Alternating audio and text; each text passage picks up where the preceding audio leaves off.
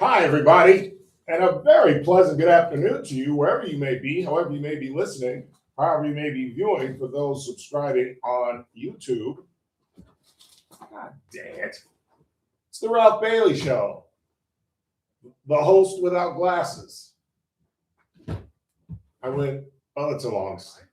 No, it's a long story. I had a doctor's appointment, and I went rifling through my bag looking for my lab report and took everything out. And my glasses are sitting on my dining room table as I speak. And we'll all find out how healthy I am on Thursday. Had a little blood panel work and see what's happening. We got a busy show. Guess I can't take the whole entire broadcast talking about my favorite topic, me. We'll talk about the president on this, the one-year anniversary of the inauguration of the second Trump administration.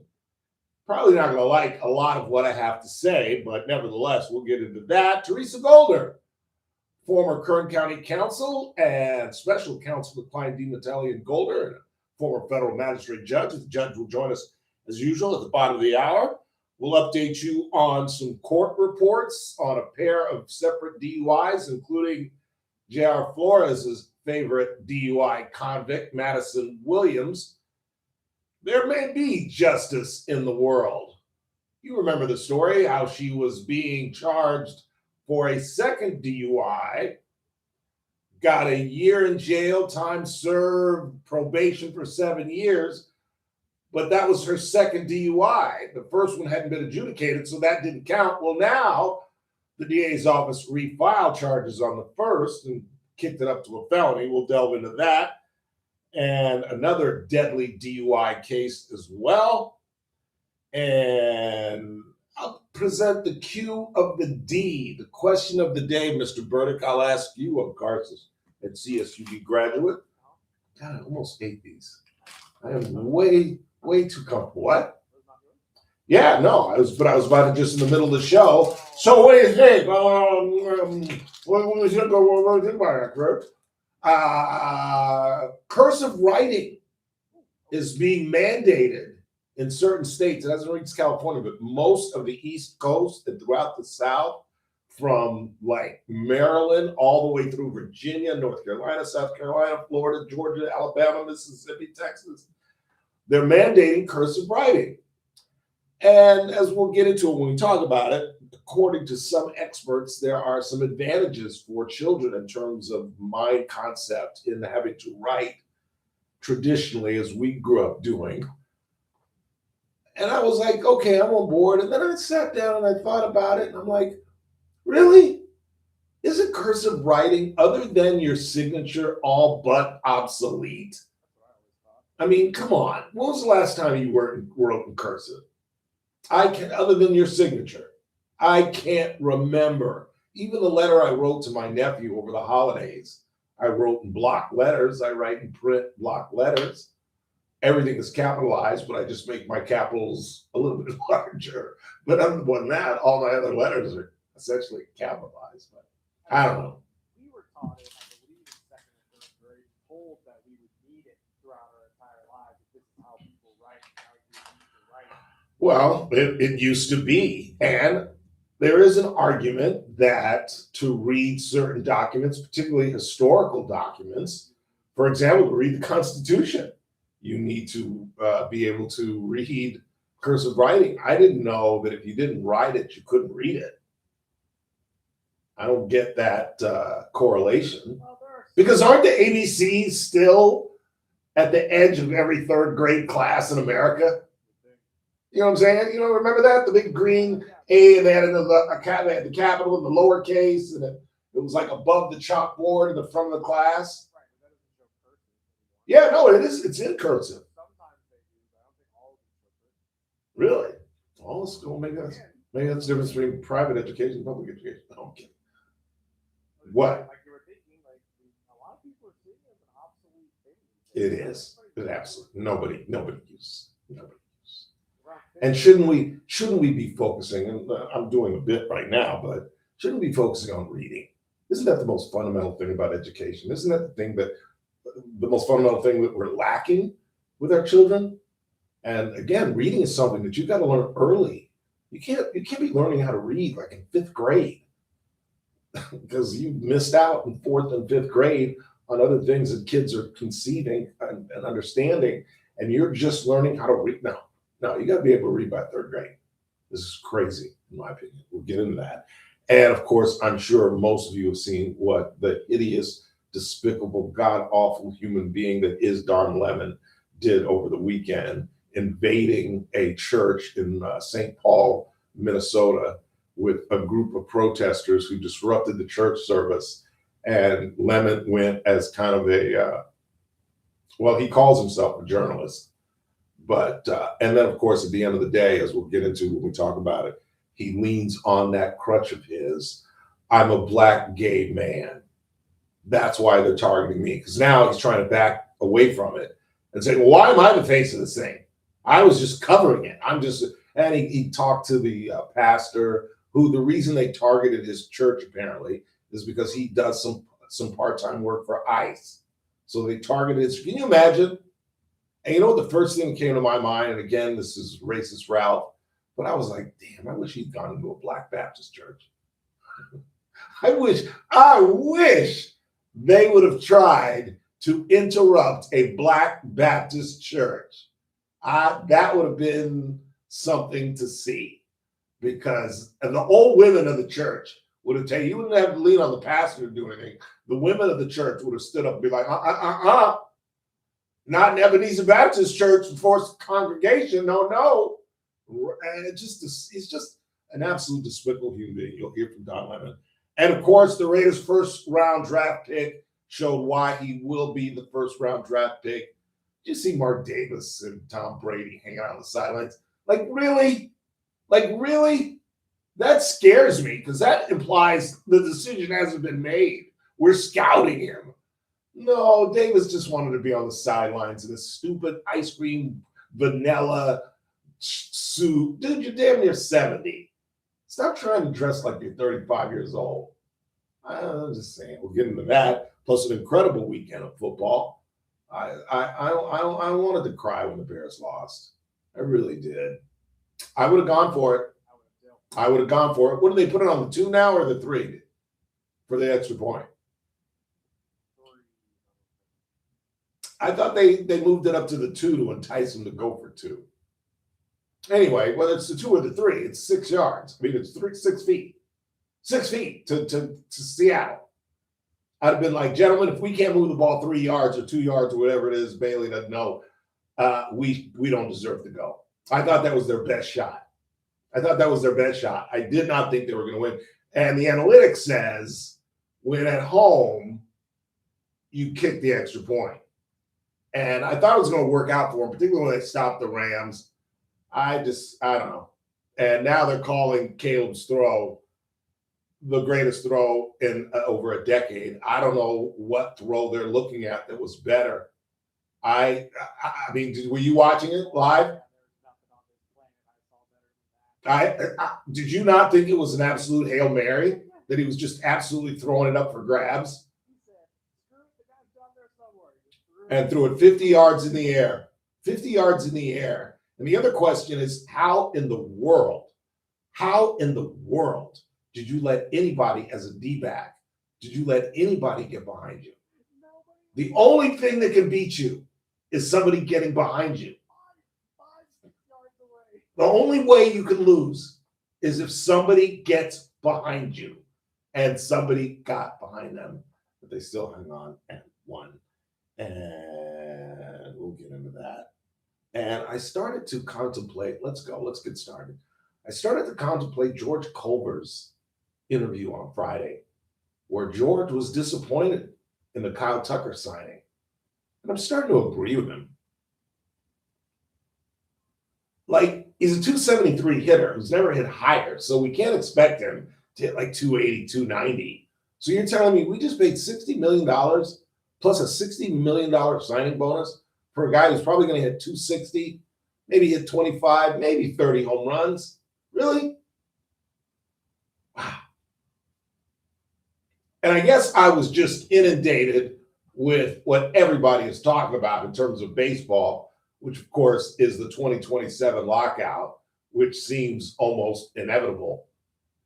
The crux of the situation is the Dodgers spent more in a luxury tax, meaning the penalty they pay for going over a certain amount of money, than most teams spend on their entire and complete ball club.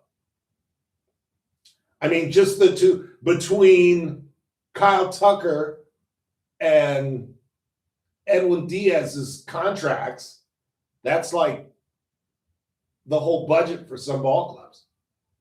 And the salary cap is going to be the owner's stance, and the players are not going to give in, and there's going to be a work stoppage in 2027.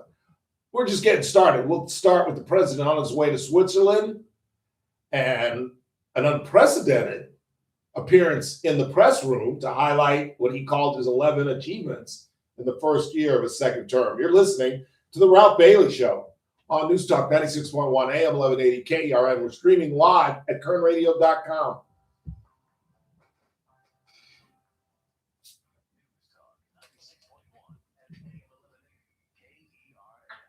Wednesday edition Clay Travis Buck Section Show. We will continue all of the discussion surrounding Greenland as President Trump is set to arrive in Davos. Looking at the latest on Minneapolis, it continues to be a cauldron of street marches to lunatic. We'll see how things are going out there. What does the governor say that? Coming up on Clay Travis.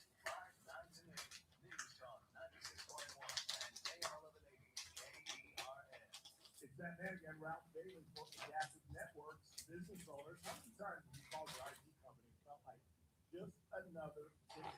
Well, Adaptive Networks, Chris. customer service isn't just the promise, it's how they do business every single day. They were sitting right there. Is that better than the folks here at American General Media?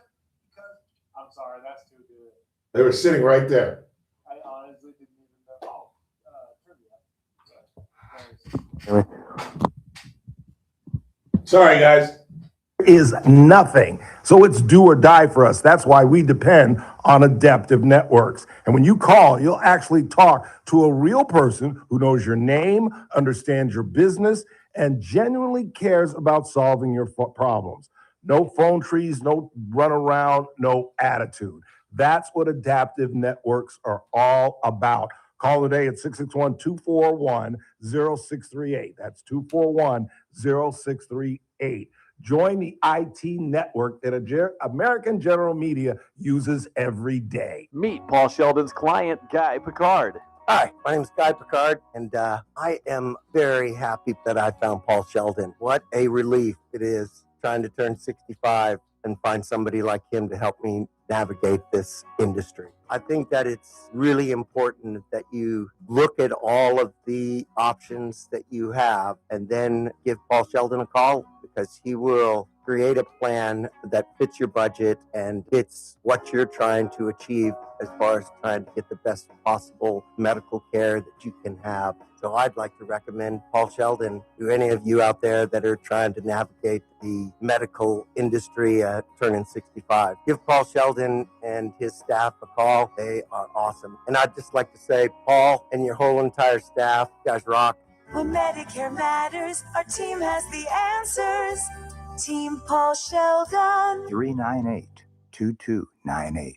Please join us for the 4th annual Honor Flight Open Monday, March 23rd at Bakersfield Country Club. Sign up to play with a shotgun start at 11 a.m. The tournament includes lunch, a team of 4, a raffle for a number of prizes, and a cocktail hour reception. Proceeds go to Honor Flight Kern County. With your generous donations and sponsorships, we will be able to send these American heroes to Washington, D.C. to see their memorials at no cost to them. To sign up for a team, sponsor this event, or make a donation, please go to honorflightopen.com.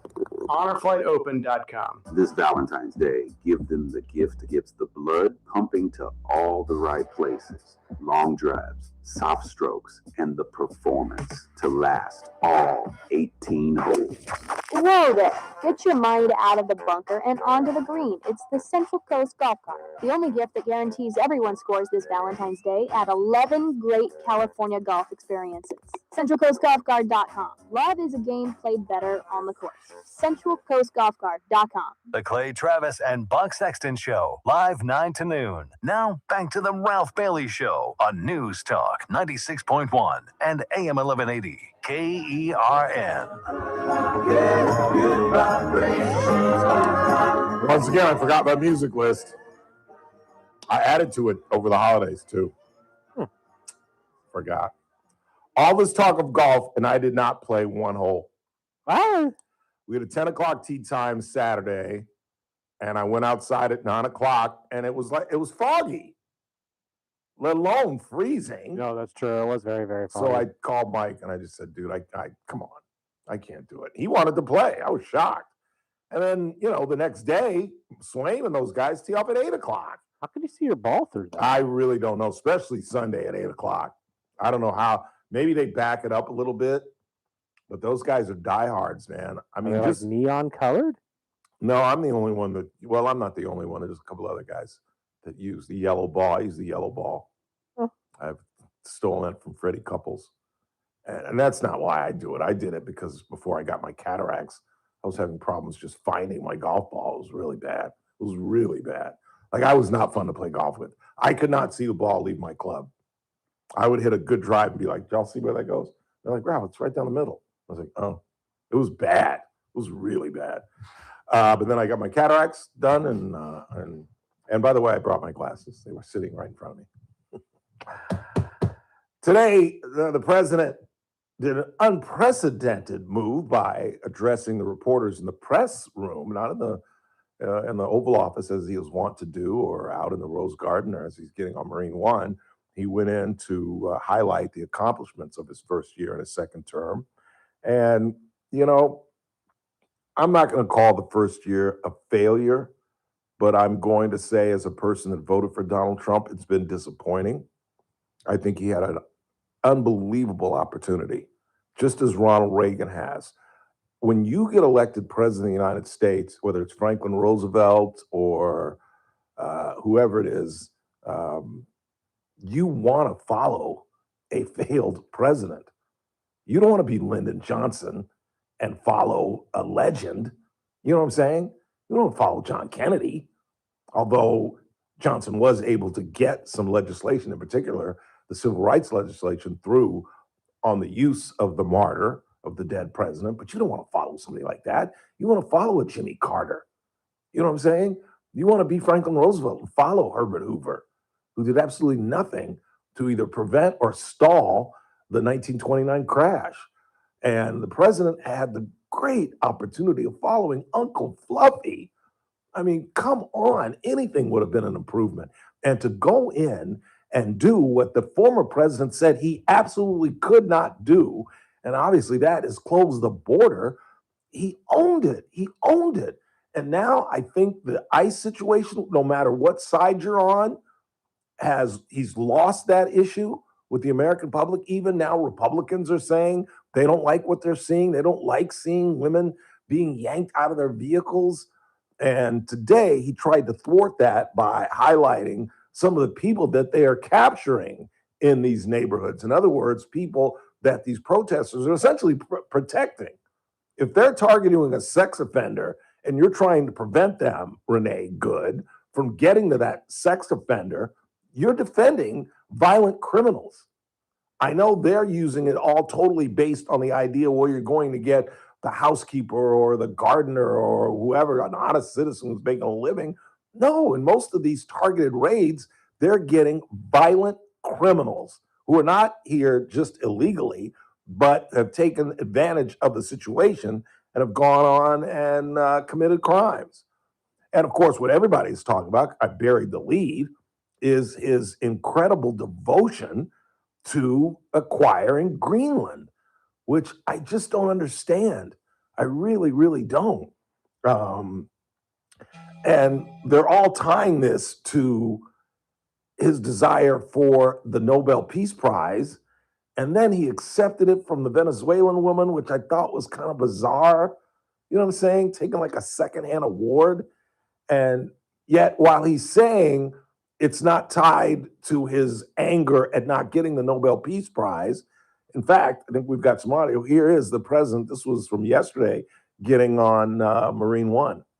No, I don't care about the Nobel Prize. First of all, a very fine woman felt that I deserved it and really wanted me to have the Nobel Prize, and I appreciate that.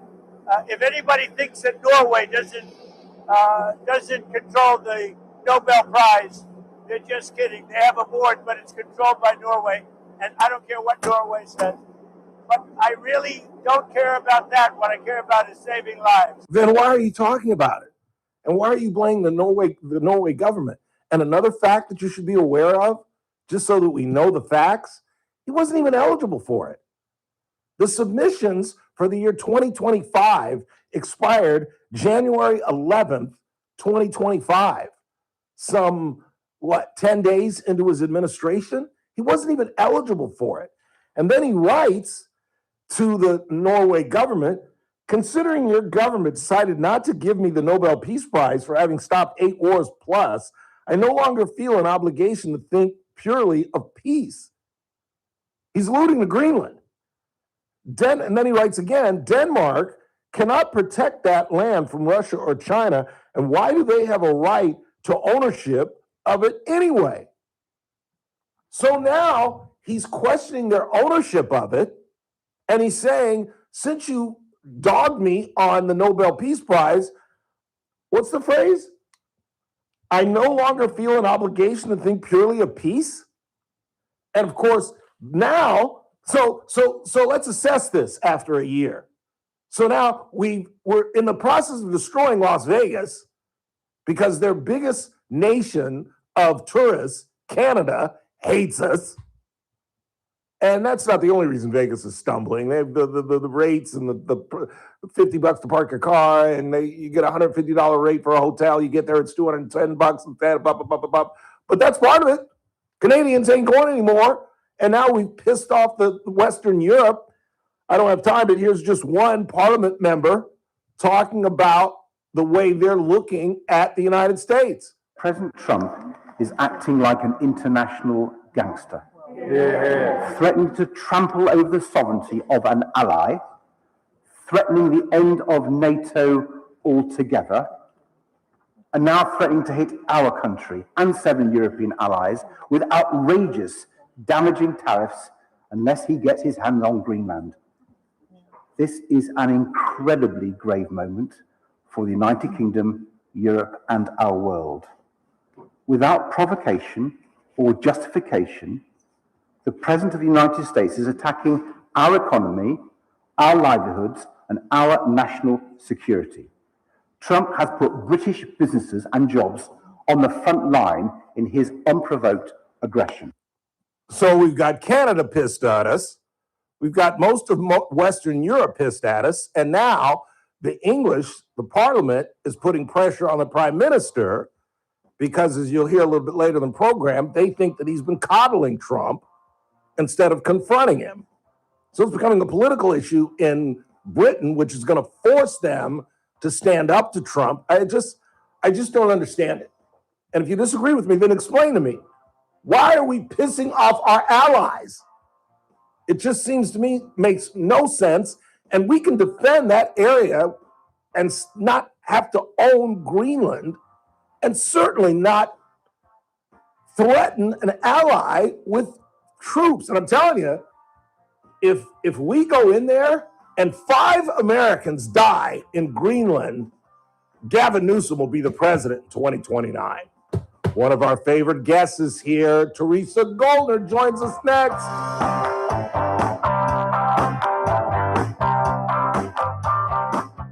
News Talk 96.1 and AM 1180 KERN. With SRN News, I'm Keith Peters in Washington. Federal prosecutors have served 6 grand jury subpoenas to Minnesota officials as part of an investigation into whether they obstructed or impeded federal law enforcement during a sweeping immigration operation in the Minneapolis-St. Paul area. The subpoenas, which seek records, were sent to the offices of Governor Tim Walz, Attorney General Keith Ellison, Minneapolis Mayor Jacob Fry, St. Paul Mayor Carl Lee Herr, and officials in Ramsey and Hennepin counties. Stocks sank on Wall Street after President Trump threatened to hit 8 European countries with new tariffs as tensions escalate over his attempts to assert American control over Greenland. The S&P 500 fell 2.1% Tuesday, its biggest drop since October. The Dow down by 870 points. This is SRN News. News Talk 96.1 and AM 1180 KERN. From the KERN Newsroom, your live and local news update on News Talk 96.1 and AM 1180 KERN. More than 31,000 nurses represented by United Nurses Associations of California and the Union of Healthcare Professionals may be going on strike again against Kaiser Permanente just months after ending a strike. They've given a 10-day notice with a deadline of January 26th for negotiations. You will get a chance to pay respects to former Bakersfield City Council member and the city's first black female police officer, Irma Carson, with a public viewing set for Friday from noon to 5 at Kane Memorial African Methodist Episcopal Church. Shafter is starting its K-9 police officer program again with the sale of a police dog from Arbin for $10,000, so the dog can be with his partner who went to work in Shafter. I'm Chris Davis in the KERN Newsroom with news every half hour and when it breaks on FM 96.1 and AM 1180 KERN. It's 2026. New year, new you, new resolutions to keep for a couple weeks. Whether you're trying to eat healthy in the new year or not, your best choice is Omaha Steaks. They have multiple bundles to choose from. They have an all-protein pack if you're trying to slim down or eat clean, consisting of butcher's cut filet mignon, air-chilled boneless chicken breast, boneless pork chops, classic burgers, and more. Everything you need for your freezer and meal prep. Or grab one of the other bundles that include potatoes au gratin and caramel apple tartlets. That sounds good. Omaha Steaks offers unrivaled quality and variety, and every bite is backed by their 100% guarantee. Support your fresh start with high-quality proteins from Omaha Steaks. Let Omaha Steaks deliver high-quality proteins right to your door. Visit omahasteaks.com and get an extra $35 off with promo code SKY at checkout. That's OMAHA steaks.com, promo code SKY. Terms apply. See site for details. We've all been there. Sleepless nights, wondering if your business's security service is really protecting what matters. At Bay Alarm, we can put your security insecurities to bed. Our advanced technology and personalized support ensure you can rest easy knowing we're here for you. BayAlarm.com. Wednesday's Armstrong and Getty Show. It's the day Trump is going to speak at Davos, and is he going to give Euros a tongue lashing about how Greenland is ours? I think he is. And not one, not two, but 3 studies about who's actually paying the tariffs. Here's a hint, it's you. That in the news of the day. We'll take a look at it without that stupid left-wing media bias on the next Armstrong and Getty Show. Weekdays noon to 2 on News Talk 96.1 and AM 1180 KERN. You're listening to The Ralph Bailey Show. Catch me weekday morning 6 to 9 a.m. on First Look with Scott Cox, News Talk 96.1 and AM 1180 KERN.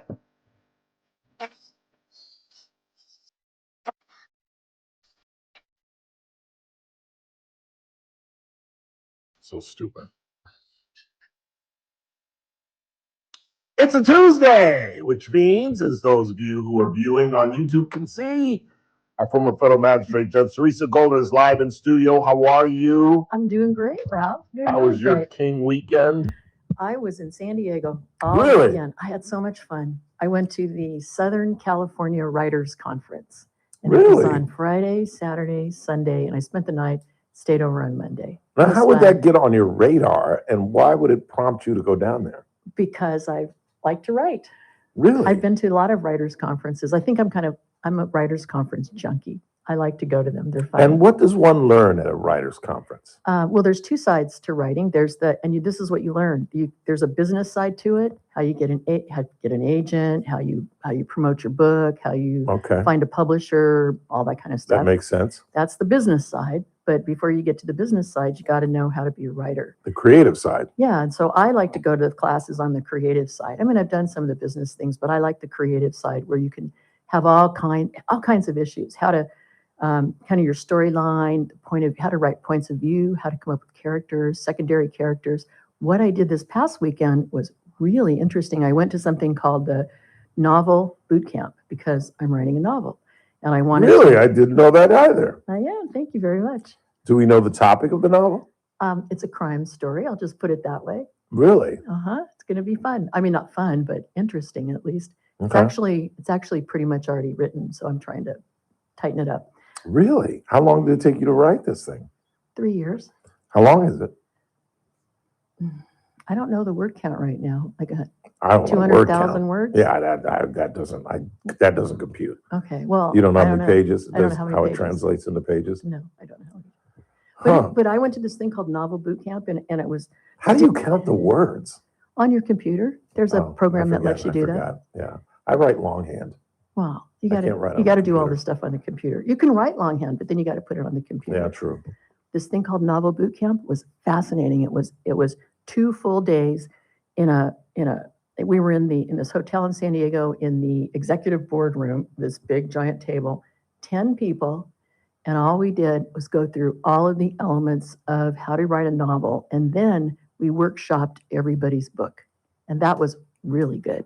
So they read your book. All They- of the participants read your book. They read what you do is novels kind of follow a certain sequence of events, not events, but parts of the novel, and they have to unfold in a certain way. And there's sort of an Well, as I outline. was taught, the basic model is that you must have is a beginning, a middle, and an end. Oh, no, there's And I much don't more. think I know. I'm sure it's much more complex than that. Yeah, there's much more. But a lot of people don't know that. We And start they out, just start rambling, and they don't have it formulated out. Right. They don't have their ending ready.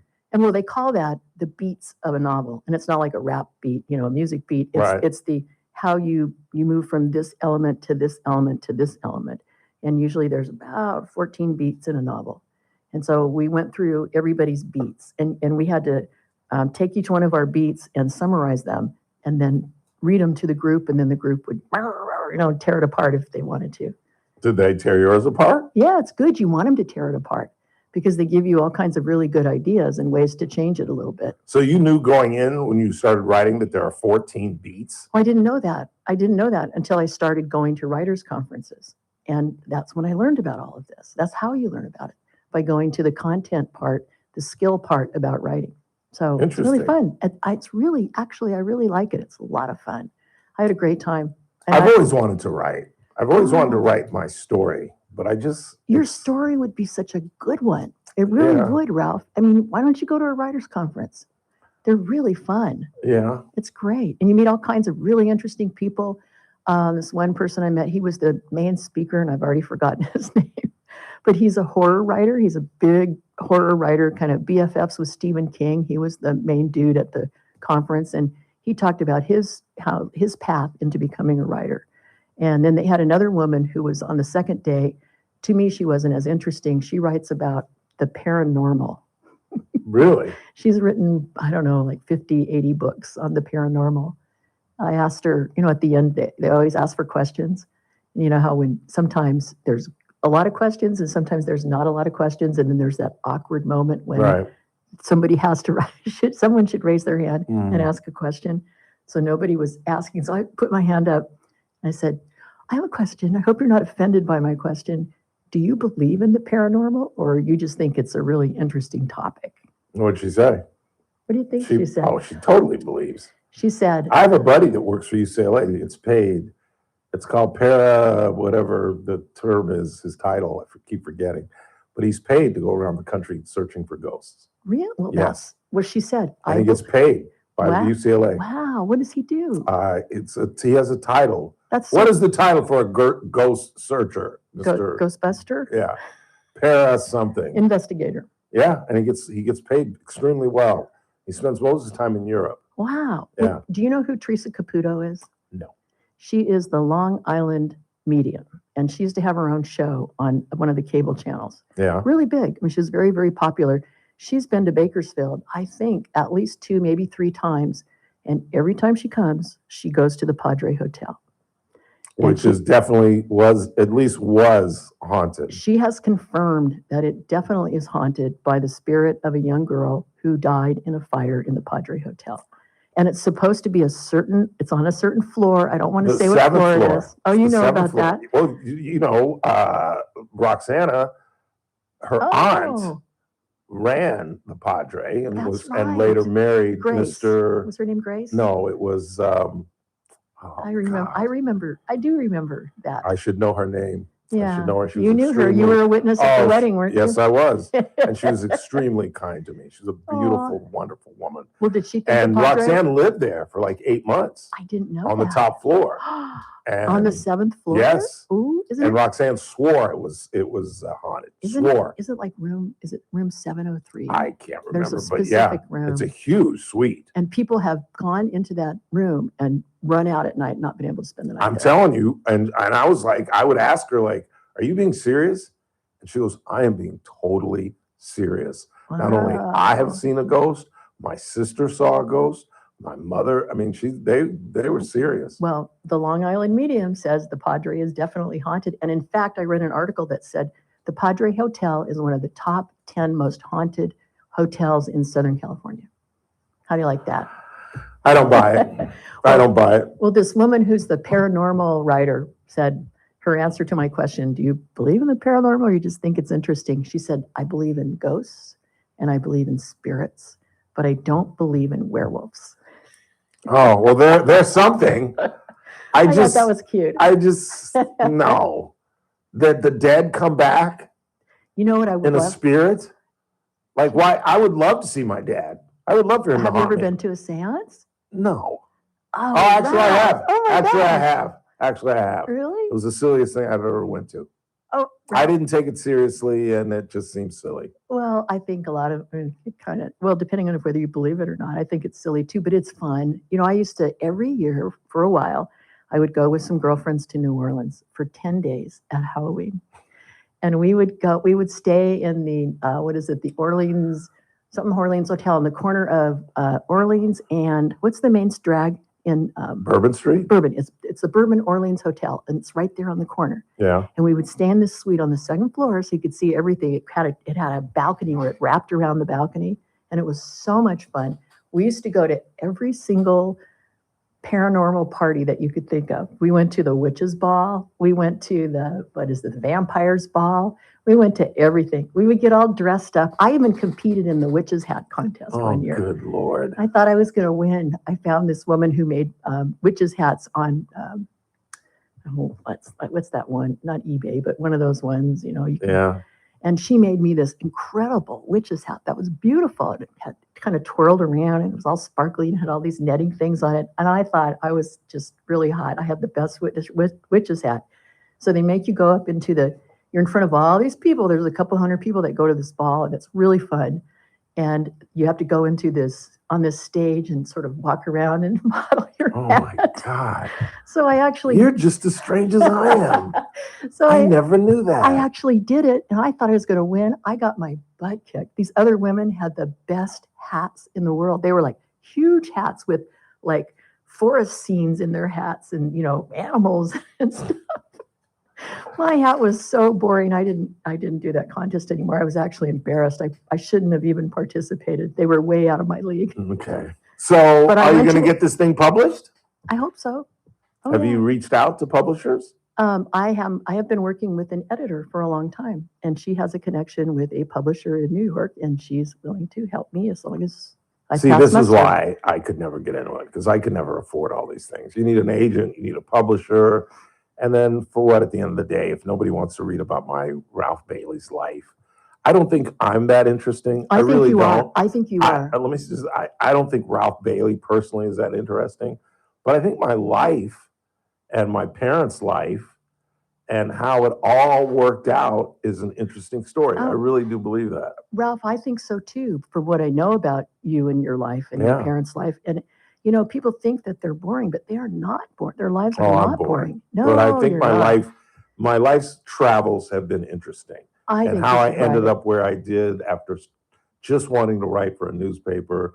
And then all of a sudden, oh my God, I'm on television. Mhm. And then to think that around at the age of 40, 45, that if I die tomorrow, I'll be radio talk show host Ralph Bailey died today. It's just No, weird Ralph. because I never saw that as my So your genre, career path. your genre would be memoir, and those are very popular right now. People are buying up memoirs like crazy. Yeah, but And then you could also talk show. you could also make it be a fiction. You could kind of I can fudge never it a do little fiction. bit. I don't write fiction. I don't read fiction. Okay. I don't like fiction. No, you I just really you don't. just like the facts. That's because I do. It's the reporter part of it. Yes, and an historian You- wannabe. You need to go to a writer's I conference. want to learn something from what I read. I don't want to go somewhere. I don't want to advance my imagery and my imagination. I want to learn something about Ulysses S. Grant. Yeah. I want to learn something about. We could write a historical novel. That would be fun too. Yeah. Get a story. In this 10-person thing that I was in over Base the it on weekend. facts. Yeah, that's just what they do. write. One of them was writing a historical thing, but the others were all writing about kind of fantasy worlds.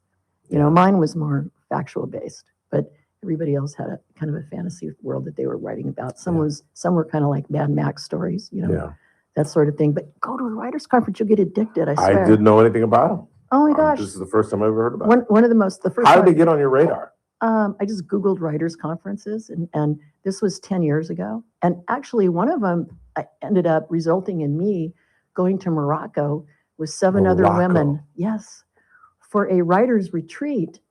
Isn't that fun? We had so much fun. And we did. We all wrote Get on a stuff plane together. and go to Africa. Wouldn't that be fun? But that's from going to a writers' conference. You meet all kinds of people at these things. Yes, ma'am. It's really fun. All right, let's get on with our legal, talking with former federal magistrate judge Teresa Goldner, and we do have some Supreme Court issues to discuss today. I'm really interested in this case called Trump versus Cook. It's Trump versus Lisa Cook, and she's a governor. She was is/was, we don't know yet, a governor on the Federal Reserve Board. A Spelman graduate who was matriculating at Spelman while I was at Morehouse. Oh, that's right. We talked about her earlier. Yes, we did. You were kind of like a fan of hers, weren't you? I thought you liked her. You No. thought she was good. No. She's an economist. She also is a professor at, I think, University of Michigan. Yeah, no, we never met. Oh, I think okay. she's a little young. I think she's a little younger Younger than I am, than but you? we were in Atlanta at the same time. Well, she's a powerhouse, and Yeah? she's been, she was appointed to the board of the Federal Reserve, and there's an federal law called the Federal Reserve Act, and it gives, there's a 7-person board of governors, and the Federal Reserve Bank is the central bank for the whole United States, and they set the economic policy and do a lot of really important things for our economy.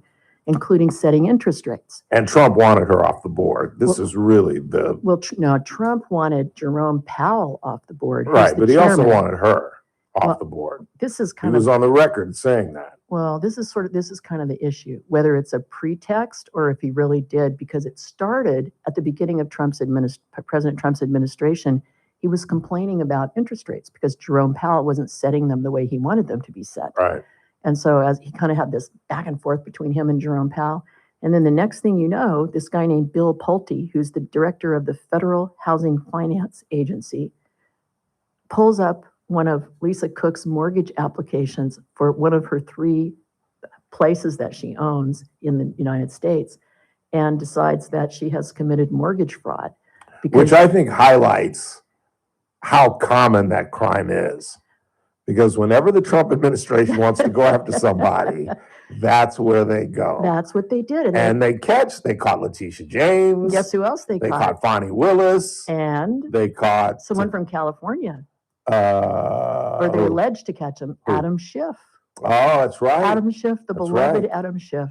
That no good, crooked senator. So he's on their radar too now. They're saying the same thing about him. And so what she did, she had 3 houses. She had she had a home in Ann Arbor, Michigan, excuse me. She had a condo in Atlanta because she was raised in Atlanta. Her family lives in Atlanta. Mm-hmm. And then she also had a home in Cambridge, Massachusetts. Must be nice. I know. What can they say? So then she has a mortgage application, and it says that her home in Ann Arbor, Michigan is a vacation property.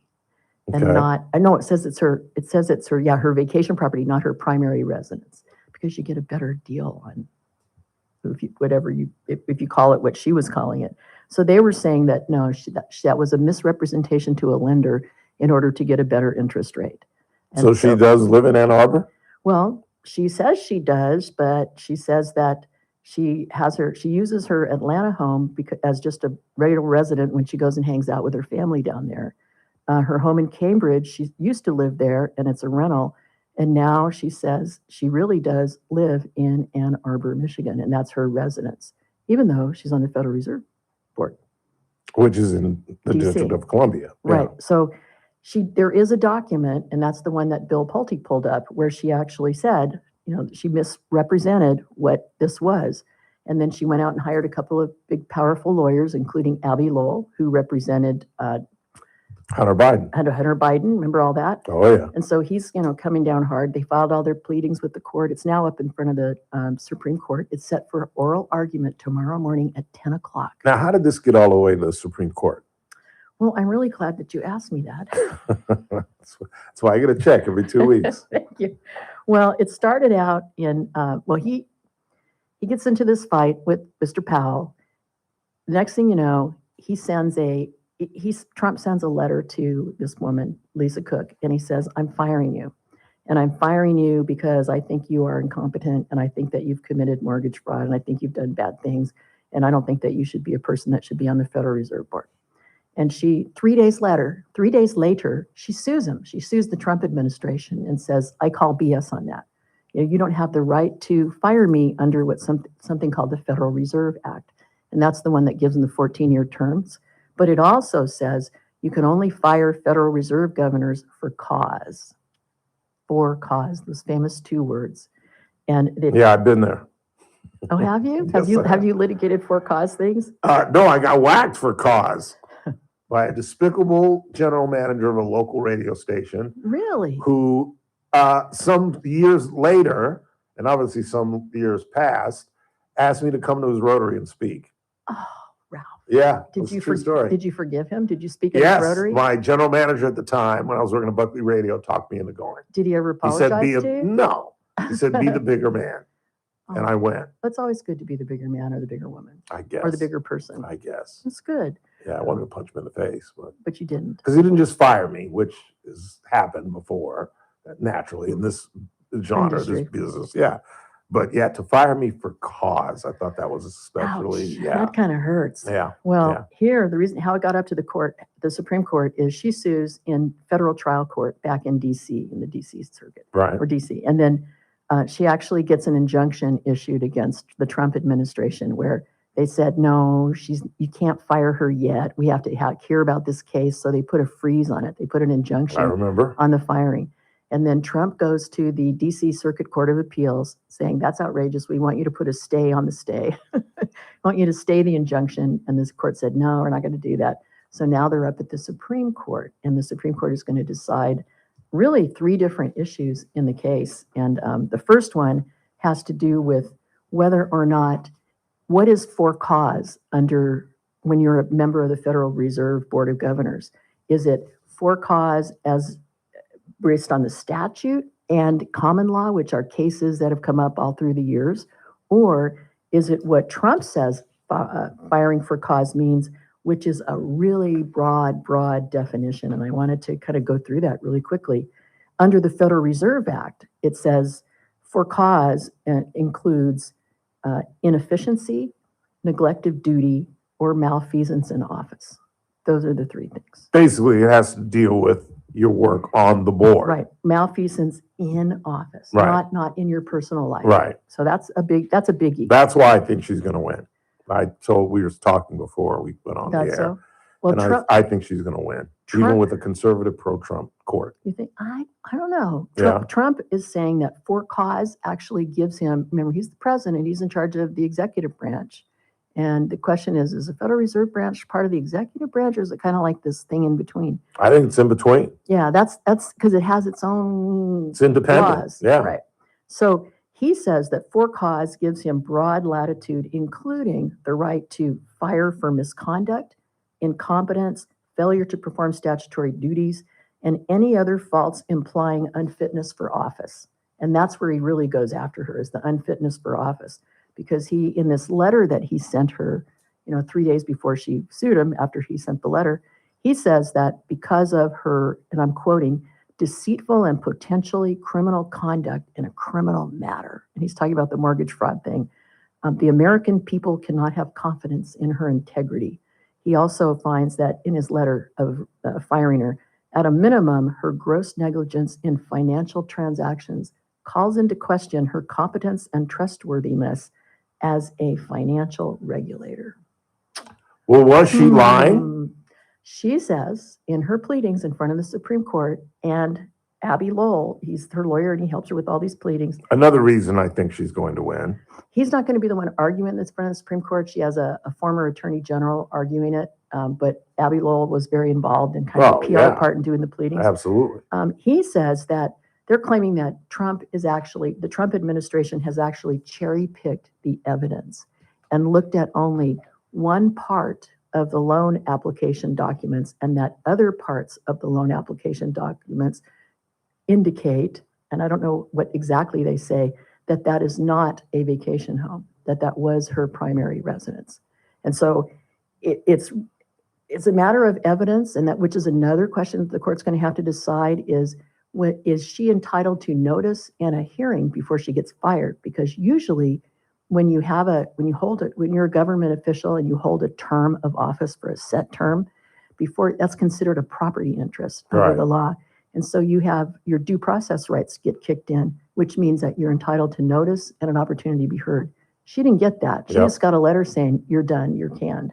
So she's arguing that she needed to have notice and an opportunity to be heard. So that's one of the things the court's going to decide in addition to this for cause thing. But then they also have to figure out. Another reason I don't think she's going to lose, because I don't think they want to set that precedent. I mean, we're the Fifth Amendment is very big on due process. Yeah. So is our Constitution. So is our United States government. Yeah. So the next question that the Supreme Court's going to have to look at is, what does that mean? What does due process mean in this context? What kind of hearing is she entitled to? And can some federal trial court judge sitting in Michigan or DC, wherever it is, can they be the one? Do they actually have the power to second guess the president's judgment on whether he wants to fire somebody? And Trump is saying, no, you can't do that. I'm the only one that can do that. You don't have that kind of power, federal trial court judge. Only I can do that. So the court's going to have to consider that. And then they're also going to have to consider, even if they do have the power to do that, what kind of evidence does a trial judge get to look at? Do they get to have a trial de novo, which means you look at it from a fresh start. You're not just limited to the evidence below, which means that Lisa Cook can bring in all kinds of evidence that she wants to bring in, and then the judge is going to make a decision. Or is the trial court judge just bound by what the president's findings were based on the evidence when he wrote the letter? Right. No, it's got to be the former. You would think so, because that would be a lot more fair. Yes. So that's another issue that they're going to be looking at, and they will hopefully make a decision on it. But it's going to be really interesting, because it's another test of the presidential powers, which is one of many, many cases that we've seen this year and last year since President Trump took office. He really pushes the boundaries on presidential authority. And one of the reasons I could be absolutely wrong is the court has leaned towards allowing him to expand the executive branch That's power. right. And whether they, So I could be absolutely 100% wrong well, I'm going to have on guessing that she's going to win. I'm going to have my ears glued to that oral argument tomorrow. 10 o'clock tomorrow morning, Supreme Court. You can actually I'm going to try to listen to it, yeah. It'll be really But we interesting. won't know till June, right? Probably not Yeah. till June. That's what's really unfortunate. Always good to talk to you. Appreciate you coming in. Teresa Goldner, everybody. Quick time out. We're heading to the 4 o'clock hour. We'll catch up on some local court issues, a pair of DUIs. And at the bottom of the hour, we'll get into the argument. I'll ask the judge before she leaves. Should schools be mandating cursive writing? Or is cursive absolutely, in my opinion, obsolete? Are you kidding me? Quick time out. It's more of the Ralph Bailey Show. Don't go anywhere.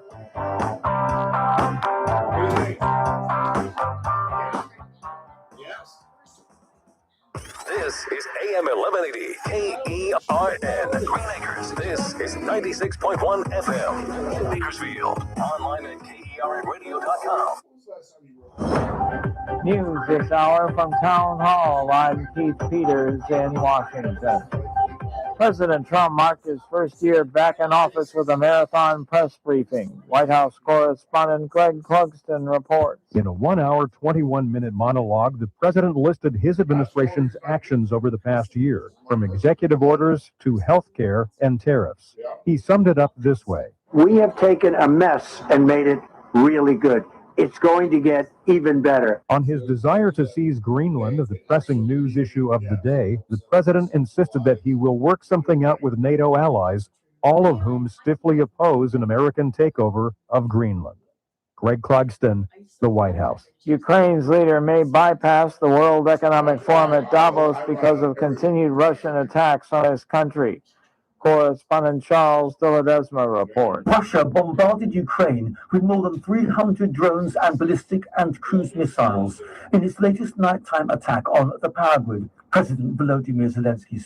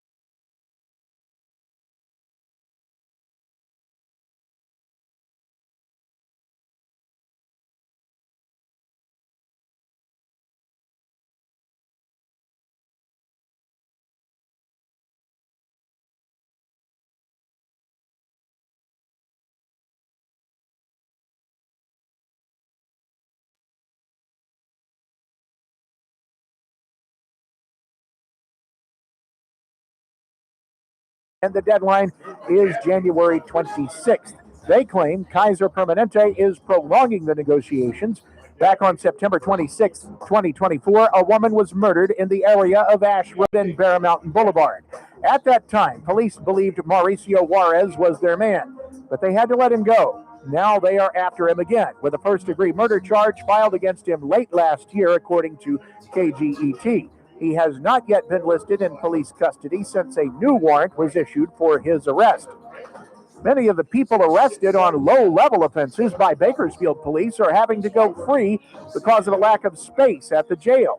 At Wednesday's city council meeting, the council is looking for an update to a group of people who are supposed to be working on solutions to that problem. They're called the Jail Bed Task Force. You may remember the name Irma Carson. She earned a criminal justice degree in her 40s and became the first black female police officer here, then served on the city council for 16 years. She died last week, and the services have been announced. She will lie in state Friday from noon to 5 p.m. at Kane Memorial African Methodist Episcopal Church on California Avenue. A Community of Life celebration follows that, with a service Saturday morning at St. John Missionary Baptist Church on Brundage Lane. I'm Chris Davis in the KERN newsroom with news every half hour and when it breaks on FM 96.1 and AM 1180 KERN. What do you think, this is the Army where you shoot them a mile away? You got to get up close like this. Little bing, you blow their brains all over your nice Ivy League suit. It's the Ralph Bailey Show on News Talk 96.1 and AM 1180 KERN. Now make sure you leave the house when you make the call. You understand me? You hear me? Call from an outside line. I mean it. Call in or text to 661-842-KERN. That's 661-842-5376. Listen live at KERNradio.com. Now, the host you've been waiting all day for. Live from the KERN studio, here's Ralph Bailey. Hour 2 of the broadcast on this Tuesday, 20th day of January. It's the Ralph Bailey Show on News Talk 96.1 and AM 1180 KERN. We're streaming live at kernradio.com. We still got lots to do. I want to thank former federal magistrate judge, former Kern County counsel and special counsel, declined Dean Natelli and Goldner, Teresa Goldner. Appreciate her. I don't know. She says there's a writers' conference coming up in San Francisco and Santa Barbara. Two of my, well, to be one honest, of them used to be two of my favorite cities. I don't know about San Francisco anymore, but Santa Barbara in March. Wow. I'm not a studious human being. And to sit in a banquet room in a hotel listening to someone tell me how to write when I'm pretty sure I know how to write, and I just blocks and all the jargon she was using, I was like, oh, I could see me. Just like, I don't know. I have a specific way that I write, with an outline and a middle, beginning, and an ending. That's how I was taught to write. Try to be funny, keep it short. I don't know. I mean, obviously, I'm not trying to say I couldn't learn anything. That's stupid. But I don't know. 842-5376, 842-KERN. You got anything on the board before we get going? What do you got? Ralph, I am age 60 and my cursive writing is chicken scratch. My third grade teacher would be proud. I type letters so they can read. Yeah, I can't write cursive because, yes, for the very same reasons, it's illegible. Well, when I'm in a hurry, my printing is illegible as well? Yeah, true that. Because I'm in a hurry. I'm in a hurry in the morning. I'm laying in bed, and it's not. I've gotten used to it, to be honest with you. I can make out most of it now. But at first, oh my God, it was like hieroglyphics. Yeah, it is pretty bad. You guys want to see my handwriting? That's today's rundown. See, look at that. Bird, cat, squiggle line. Yeah, it's pretty bad. Wavelength, yeah. Well, because it's kind of an amalgamation of cursive and print. I do print, but my pen doesn't leave the pad. You see what I'm saying? So I go L-E, and they all kind of blend in because the pen never comes off the Stinson legal pad, and they kind of come together. But you're right. After you read it for a while, you get used to it. But I just, as we'll talk about later, I think it's obsolete. I really do. I really, really do. What else you got? Kyle Tucker will be another Conforto. Well, I don't know about that. My issue with him is I don't think he can stay healthy. Like I said, he's a 273 hitter career. So is he really, free agency or coming to a new club is always a hodgepodge. It's like the draft. You really never know. You really never, ever really know. Some guys like Shohei, although you got to exclude him, I guess, because he's an outlier. But some guys like who is the home run hitter for the St. Louis Cardinals, went to the Angels? Pujols? Pujols was a classic example. He went to Anaheim, started off miserably. They were like, he's done. And then his second year in California, tore it up and had like 2 or 3 really good years with the Angels. And then he got old and it kind of petered off. But he got off to a bad start and then just completely got his arms around it and was Albert Pujols again. Some guys come and they just can't make the transition. I think he'll be successful because it doesn't have to be the guy. You know what I'm saying? All he's got to do is hit 25 home runs, knock in 80 or 90 ribbies. Remember, this is a ball club that plays guys 60, 70 games a year who hit 220, 210, 205. Go look at Kike's batting average last year. Go look at Teo, who hit 240. Muncy hit like 235. But they hit home runs. They come through in big situations. And again, the Dodgers are just so ridiculously deep and have so many playmakers. I mean, again, if you examine the 2025 season, it was not a great season. We stumbled through, most importantly because of injuries, and then we totally got outplayed in the World Series. We dominated early against the Phillies and the Brewers, and then kind of stumbled through the World Series. Got out hit, and just our strength and our pitching carried us, and some incredible defensive work from Tommy Edman and Miggy, and even Teo had a nice relay. I don't know. He doesn't have to do much. He's on the two-time world champion ball club. He just has to hit 25 home runs, knock in some people when they're on base, and that's a successful season. That's why he's not worth $60 million. I'll tell you that. I absolutely agree with George Culver, who we had on Friday. He's absolutely not worth $60 million. And again, whenever you talk about this, it always gets back to the work stoppage in 2027 because the Dodgers can afford to throw money at really, average or above average players. They don't have to spend just big money on the best of players. One more, and I got to get into what's going on locally. I don't know why Trump is trying to take the entire island of Greenland. He only needs a couple of 100 square coastal miles on the northern tip to build a missile program and build military installations. And it seems to me that if you truly did want to take over Greenland, that there are better ways to do it. Here, I've got some audio. I didn't send this to Chris, but I've got it in here where, I guess where Mark Twain texted me, right on time, pretty challenging. 80 yards and out, you had to guess where the green was. Missed you, buddy. See, that's just not fun. 80 yards out? Yeah, you had to guess where the green was. Oh, hell no, I'm out. That's just not fun. And if it's that foggy, that means it's freezing. That's the biggest part. I don't mind the fog if it's 62 degrees. A little challenging. Nice. At 8 o'clock in the morning, you know how cold it is? It's in the 40s. I know. I got up. I actually absolutely got up both days and went outside. I didn't go outside. I'm lying. What am I saying? I opened my front door. That's all you had to do. But it's the manner in which he's going about it. I think there are some really, really cogent reasons why Greenland would be a great acquisition.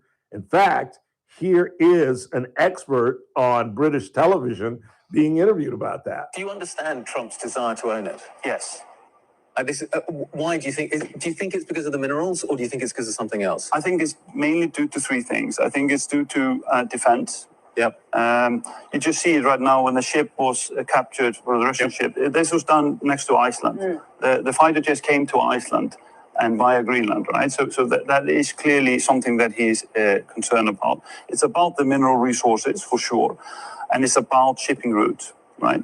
So those three things are extremely important. I don't think people are really frightened about it. People don't like the rhetoric or the language. Greenland is now in the position to decide its future, to build up its economical independence. Amrock will be the largest taxpayer in 2027. Yeah. When Black Angel, zinc, lead, silver, germanium, gallium mine is in production in 27, they will be becoming more and more economically independent. So my point is that there is opportunity in this. There really is. That's Americ, the CEO. But here's what he's talking about. This is the problem that I have, and it's the manner in which Trump is going about it. Are you thinking of giving people in Greenland to get them on board with a possible U.S. I'm not talking about money for Greenland yet. I might talk about that. But right now, we are going to do something on Greenland, whether they like it or not, because if we don't do it, Russia or China will take over Greenland, and we're not going to have Russia or China as a neighbor. Okay? Okay, I agree with that. But to say we're going to do it whether they like it or not, is that really the best way to go about that? So now yet we've got another ally. Both Denmark and Greenland pissed at us. And now that it's going back and forth, both parties are in a position where they can't back up. If you're Denmark, you can't be like, oh, okay, we'll give it to you. Fine. You know, particularly when the people of Greenland, and by the way, we got to tighten up Kathy Abernathy. Kathy, if you're listening, got to tighten you up just a little bit. Remember when she said that the population of Greenland was the size of McFarland? No. I mean, it was close. There are about 60,000 people on the territory of Greenland. I don't think Greenland is a country. I think it's a territory. I don't think it's considered a nation. You tell me, Mr. Burdick. But there are about 60,000 on the territory of Greenland. It is a territory. Thank you. Don't mess with me. And there are about 14,000 people in McFarland. That didn't sound right to me. I used to cover McFarland for the newspaper. And I was like, I know there ain't that many people in Greenland, but there ain't that many people in McFarland either. Quick time out. We come back. We'll get into some local court issues. Madison Williams gets a new charge on her initial DUI. No, not the one where she took her Mercedes into somebody's house and injured people. No, this was the one where she tried to bribe the cop and said that she was glad she's white, etc., etc., etc. We'll catch up on that when we come back. Then at the bottom of the hour, we'll discuss whether should cursive be mandated in our schools. And I'll chronicle at the top of the hour at 5 o'clock the situation with Don Lemon, how he and anti-ICE protesters just absolutely invaded a church in St. Paul, Minnesota. Unfreaking believable. You're listening to The Ralph Bailey Show on a Tuesday, right here on Newstalk 96.1 AM 1180 KER, and we stream live at kernradio.com. News Talk 96.1 and AM. Casey? Right. First Look with Scott Cox, 6 to 9 a.m. On the Wednesday edition of the First Look program, we'll talk medicine with our friend Dr. Vip Dev. John Cox from the Californian will join us to administer the news quiz. We have the latest on apparel in Greenland. We'll get into that. Traffic, weather. It's all happening 6 to 9 a.m. right here at News Talk 96.1. Streaming live on the internet at kernradio.com. First Look with Scott Cox, 6 to 9 a.m. News Talk 96.1 and AM 1180 KERN. Have you ever had dinner in the Stockyard?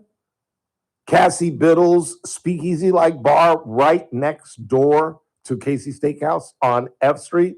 Try that. I know for months I've been telling you, start in the main restaurant and then go have a craft cocktail afterwards or maybe even before your dinner. But you can have dinner in the Stockyard.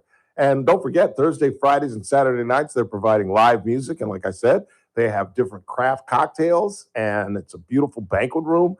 So if you've got a party coming up or a luncheon meeting, something like that, it's an outstanding venue. And of course, in the main restaurant right next door, Jimmy and Bobby are back together, providing live music Tuesday through Saturday. And I don't have to tell you about the food. You all voted Casey's Steakhouse the best steakhouse in Kern County in the Bakersfield, Californian poll. Where would you rather be? Check out the Stockyard next door to Casey's Steakhouse, longtime sponsors of the Ralph Bailey Show. This is the story of the one. As an HVAC technician, he and his digital multimeter are in high demand. So when a noisy office HVAC turns out to be a failing blower motor, he doesn't break a sweat. With Grainger's easy-to-use website and product information, he selects the product he needs to keep everything humming right along. Call 1-800-GRAINGER, click Grainger.com, or just stop by. Grainger, for the ones who get it done. Here's a tale of Linda trying to lose weight, but the med prices she found were all over the place. Hidden fees and markups made her jaw drop low. Then she found GoodRx. Now she's in the know. GLP-1 prescriptions FDA approved. With clear upfront pricing and same-day pickup. That's GoodRx, the no-nonsense way. Save time and money on prescriptions. Get to goodrx.com/weight loss. GoodRx is not insurance. We've all been there. Sleepless nights, mind racing, wondering if your business's security service is really protecting what matters. At Bay Alarm, we can put your security insecurities to bed. Video security, burglar alarms, fire alarms, access control, 24/7 monitoring, and more. Our advanced technology and personalized support ensure you can rest easy, knowing we're here for you, your people, and your business. Visit bayalarm.com to talk to a local security expert. Bay Alarm, we got you. Are you looking for a hospital that truly cares for your health and well-being? At Good Samaritan Hospital, they provide high-quality medical detox, psychiatric services, and medical and surgical care. They accept most insurances, including Medi-Cal, Medicare, and Kern Family. They offer Kern County's longest-standing inpatient detox program with dual diagnosis that combines medical care and withdrawal management all under one roof. Learn more at GoodSamaritanHospital.com or call 661-215-7500. Good Samaritan Hospital. They care for their community. The Armstrong and Getty Show, weekdays noon to 2 on News Talk 96.1 and AM 1180 KERN. Now, back to the Ralph Bailey Show. That it's evolution, well, you know. 842-5376, 842-KERN. Of course, the Kern Radio studios are powered by Adaptive Networks for all your IT needs. Call Adaptive Networks. Nobody knows how good they are better than we do because we use Adaptive Networks to keep our IT functioning and our radio business on the air. So call them today at 241-0638, 661-241-0638, or catch them online at adaptive-net.com. And in fact, the Van Alstynes will be with us tomorrow afternoon, the two owners who work right across the parking lot from us, Ryan and Jennifer. In the meantime, catching up on some court action, there was a preliminary hearing postponed for Annabelle Correa. She is the young woman who is charged with second-degree murder, vehicular manslaughter, and DUI, among other things. And it's a tragic case. Desiree Mooney and Max, her husband, were being responsible. They went out for an evening out during the holidays prior to Christmas and were in an Uber or a ride-sharing car. And this young woman slammed into them, killing the young couple. And don't take this the wrong way. I'm saying this. It's a classic case to explain DUI because she blew the Correa just above 0.8. In other words, technically, she was barely illegal. And I've always said the most effective DUI campaign that I've seen is the television campaign where they're saying buzz driving is drunk driving. And, you know, because normally when we have a DUI case, the suspect is in the ones, normally almost double the legal limit. The double would be 0.16. And so normally it's there in the ones. This girl was barely intoxicated, legally speaking. But I don't know how much she weighs. I don't know how much she drinks. It all depends. That's why I always thought that caliber was unfair to some degree, because a lot of people, and I guess technically, physiologically, you're impaired at that level, but just certain people handle it differently. Not that I'm saying we should be easy on drunk drivers. You've heard from me on this issue. I think it should be mandatory jail on a first offense. Nothing serious. Maybe maybe just even a week mandatory jail, which completely, it sounds like a slap on the wrist, but a week in jail completely disrupts your life. You got to now go to your employer and explain why you're not going to be at work for 5 days. I mean, and then on a second DUI, then I think you need to get into some serious jail time, like a year or two, where you haven't learned your lesson from the first mistake. So that got postponed. I think it goes back to, March 16th. That's what I have written down here. And then there's the case of J.R. Flores' favorite DUI convict, Marion Williams, the woman who first got a DUI, but it had not been adjudicated because they don't expect you to get another one before they can get to your first one. But she did, inside of 3 months, committed 2 driving under the influences. And in the second one, it's the one most of you are aware of, where she drove her Mercedes into a home, injuring folks. And that's why she's Mr. Flores' favorite, because he went on a campaign insisting we tighten up on this after her just remarkable crash into a home, destroying much of the home and injuring people inside the home. And of course, the indignation rises from the fact that you would think, particularly with a prior, but not, and here's the technicality, not a prior conviction. The first DUI hadn't been adjudicated. So the judge could not bring that in as a factor when determining the sentence, which was a year in jail and 7 years probation. Well, now the DA's office, because the first one was going to be a misdemeanor, the DA's office now, after this second, which essentially is the first conviction, has now gone back and refiled. And what would have been a misdemeanor had she had it adjudicated prior to the car in the house, now they're filing it as a felony. And now Miss Williams, I think, is finally going to see some serious jail time, as it is well deserved. As I talked about at the intro, this was the girl who tried to bribe. Why she's not charged with bribery or whatever the charge is for trying to give a police officer money to not arrest you. I mean, somewhere I read that's against the law. Am I wrong about that? I mean, you can do that and they're not going to charge you? The cops can come to my door with a warrant and carry me out of my house in handcuffs.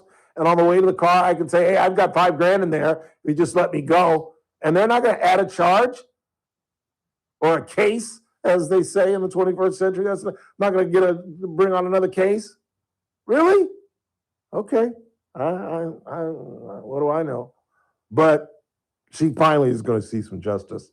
And I think with this felony conviction, assuming she gets convicted, which I think is a pretty damn safe assumption, she's going to do some time. I think they, I don't know, what do you guess they give her?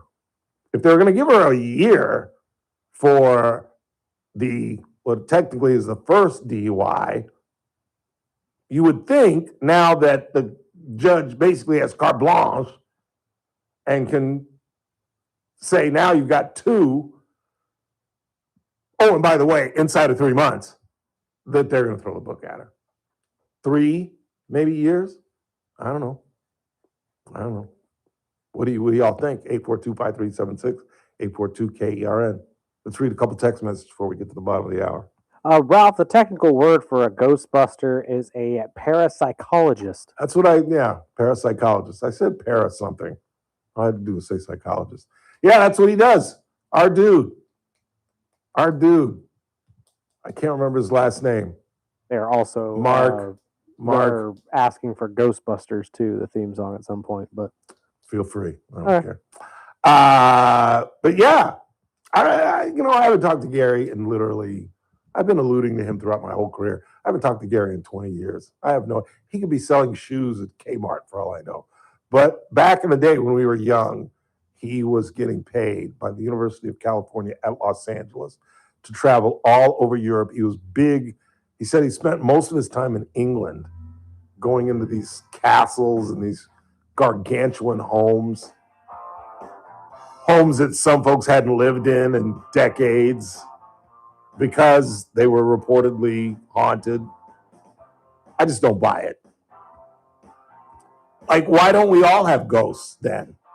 Why is it so selective? Why is it only in certain places? Why would a ghost just show up at the Padre as opposed to any other site? Nah.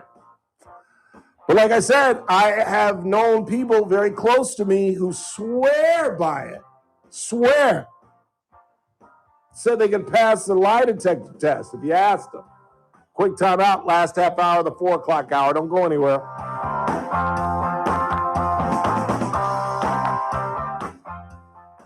News Talk 96.1 and AM 1180 KERN. With SRN News, I'm Keith Peters in Washington. The National Weather Service warned of great swaths of heavy snow, sleet, and treacherous freezing rain starting Friday in much of the nation's midsection and then shifting toward the East Coast through Sunday.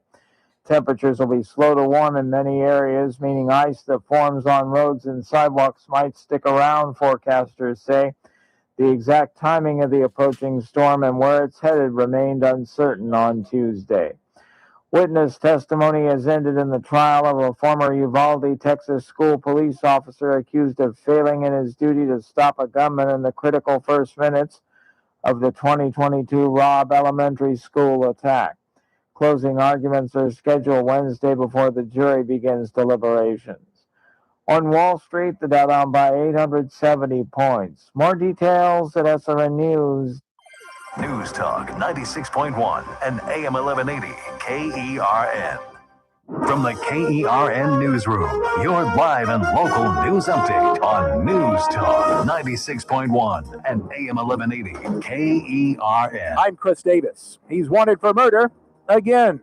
Mauricio Juarez had been arrested in a murder in the area of Ash Road and Bear Mountain Boulevard just days after the killing in September of 2024. Police had to let him go. Now another warrant has been issued for his arrest in that same murder. The city council is looking for ways to make sure Bakersfield police don't have to let people go because of jail space.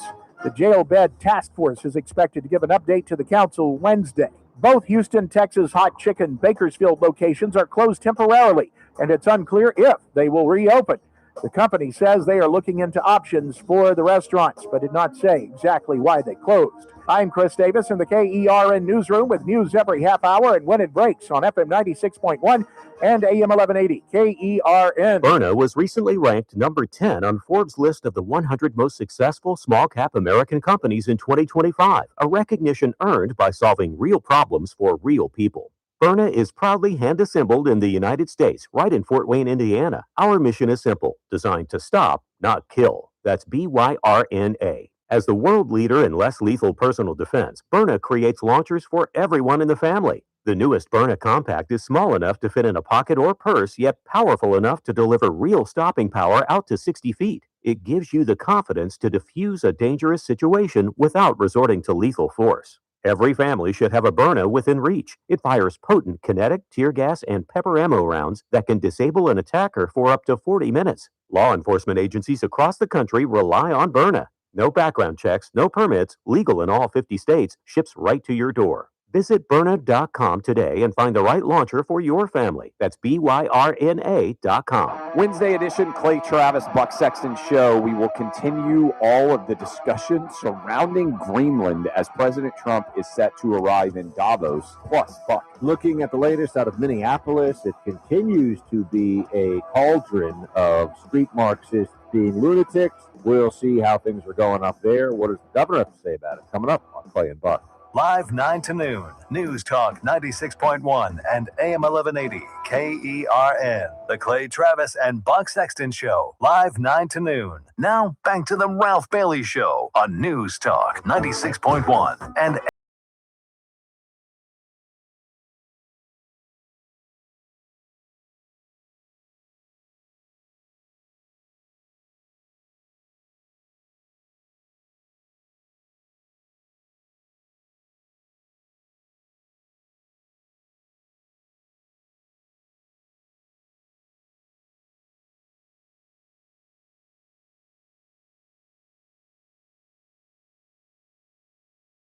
and have a conversation with me. I wouldn't be scared.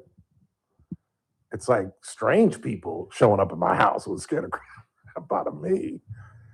I don't know. Roxanne always said that what she saw was a mist that appeared to be a body. You know what I'm saying? Yeah, like I get it. Like a gaseous form. A silhouette of a person through gas. Kinda. Not really a silhouette. Actually a gaseous form that she could see that had a face and a body and that it moved rather quickly.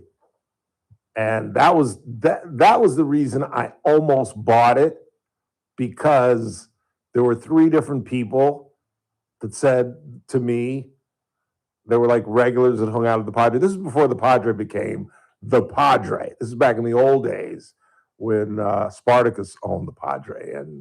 And I had friends. I was dating a woman whose aunt was essentially running the hotel and the restaurant and the bar, and later married Spartacus, Mr. I always forget Spartacus's name, and I should know it because he was extremely another person in this community who was extremely nice to me.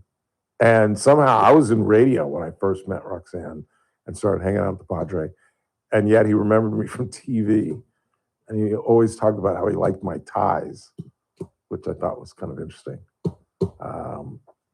But back to the ghost. The 3 people that I talked to who claimed they saw ghosts at the Padre all had a very similar story, that it appeared as a gaseous form and that it moved left to right. And they all said the same thing, which was kind of spooky.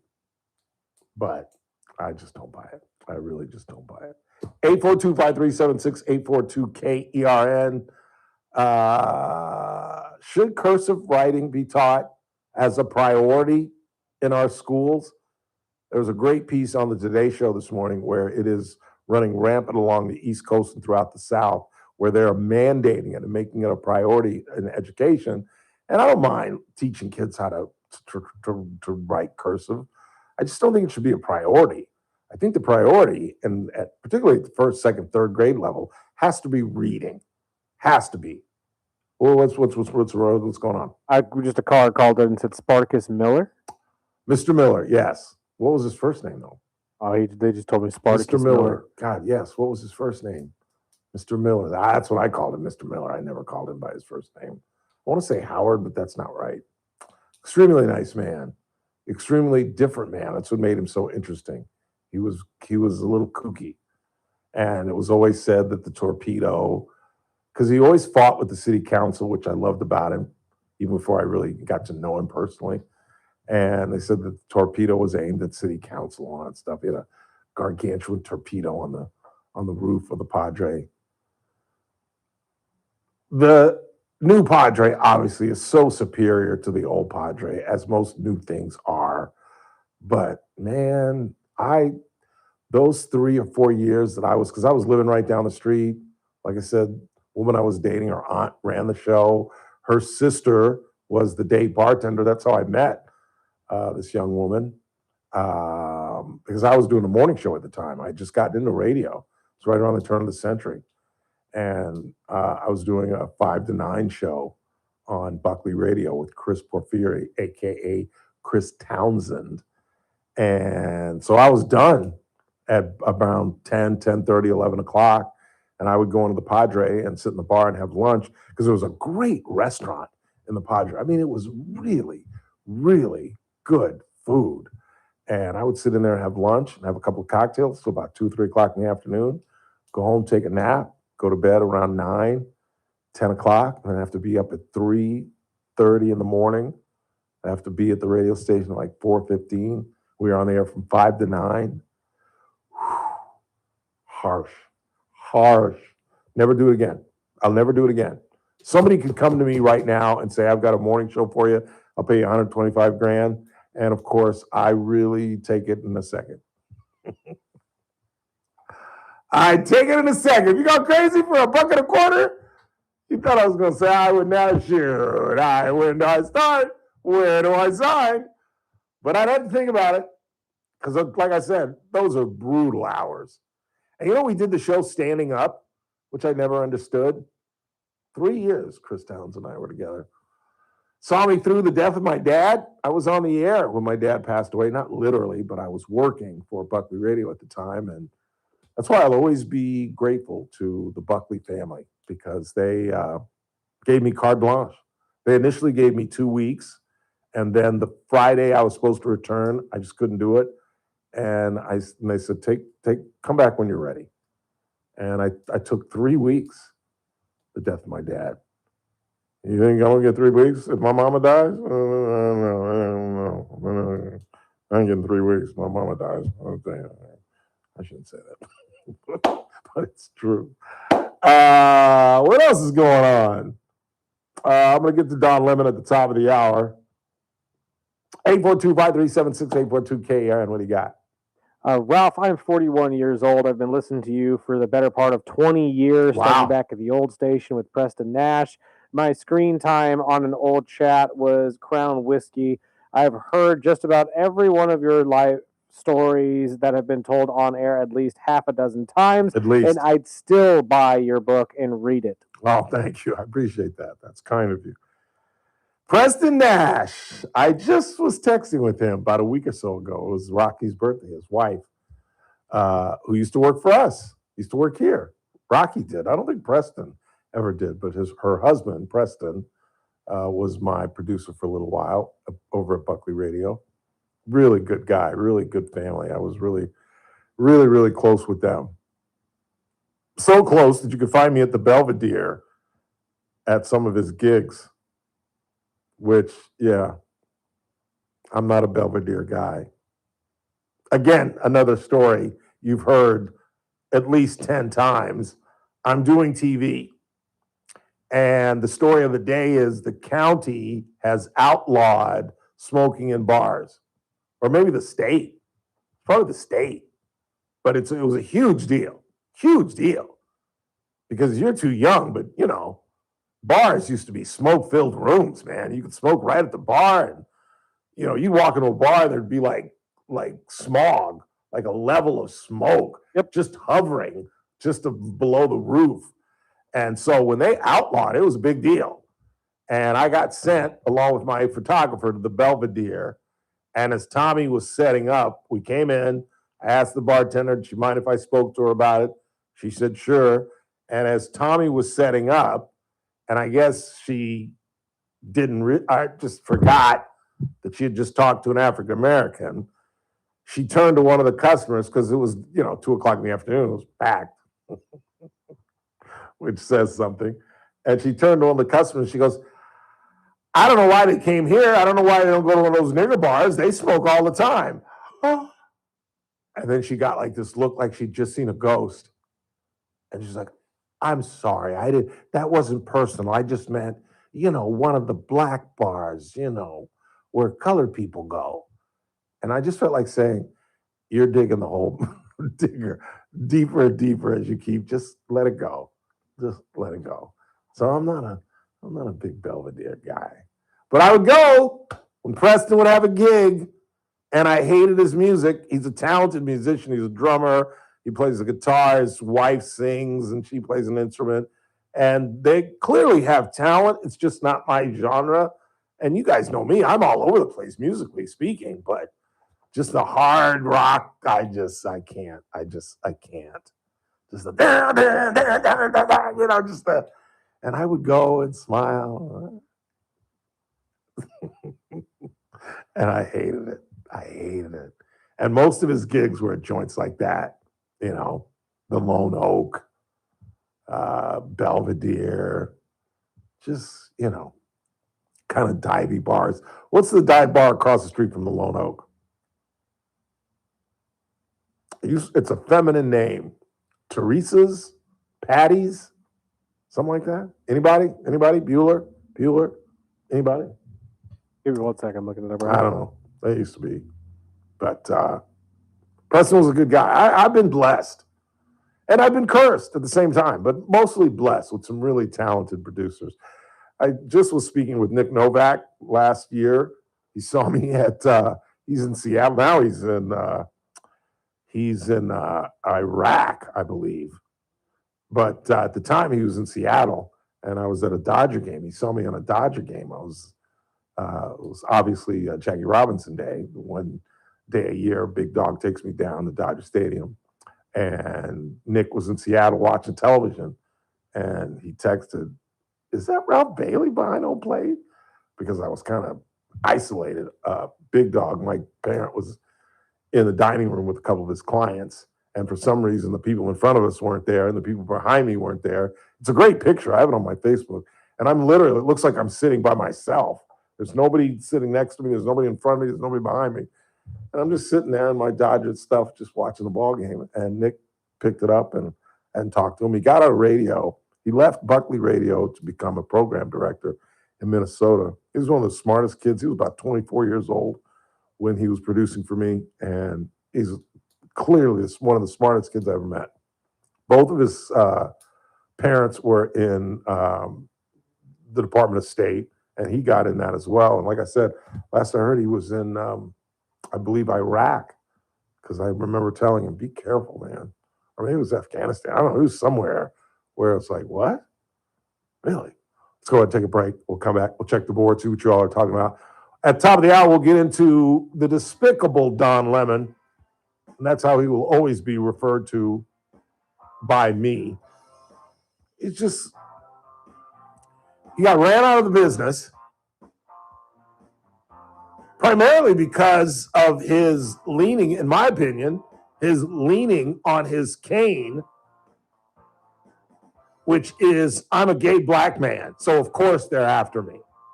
And I think his downfall on television and CNN was the fact that he felt like he could lean on that. Like, they'll never come after me because I'm a black gay man. And if they do, I will say I'm a black gay man. You know what I'm saying?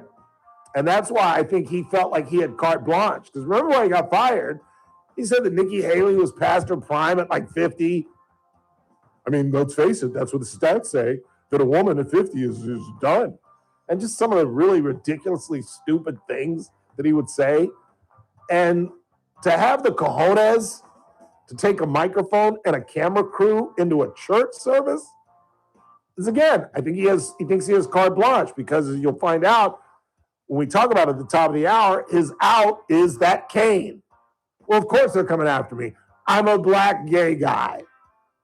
Not because you just stormed into a church service. No, that's not what it is. We're after you because you're a gay black man, Don. Okay, fine. Quick time out. We're coming right back. It's TRBS on a Tuesday, right here on Newstalk 96.1 AM 1180 KERN. We're streaming live at kernradio.com.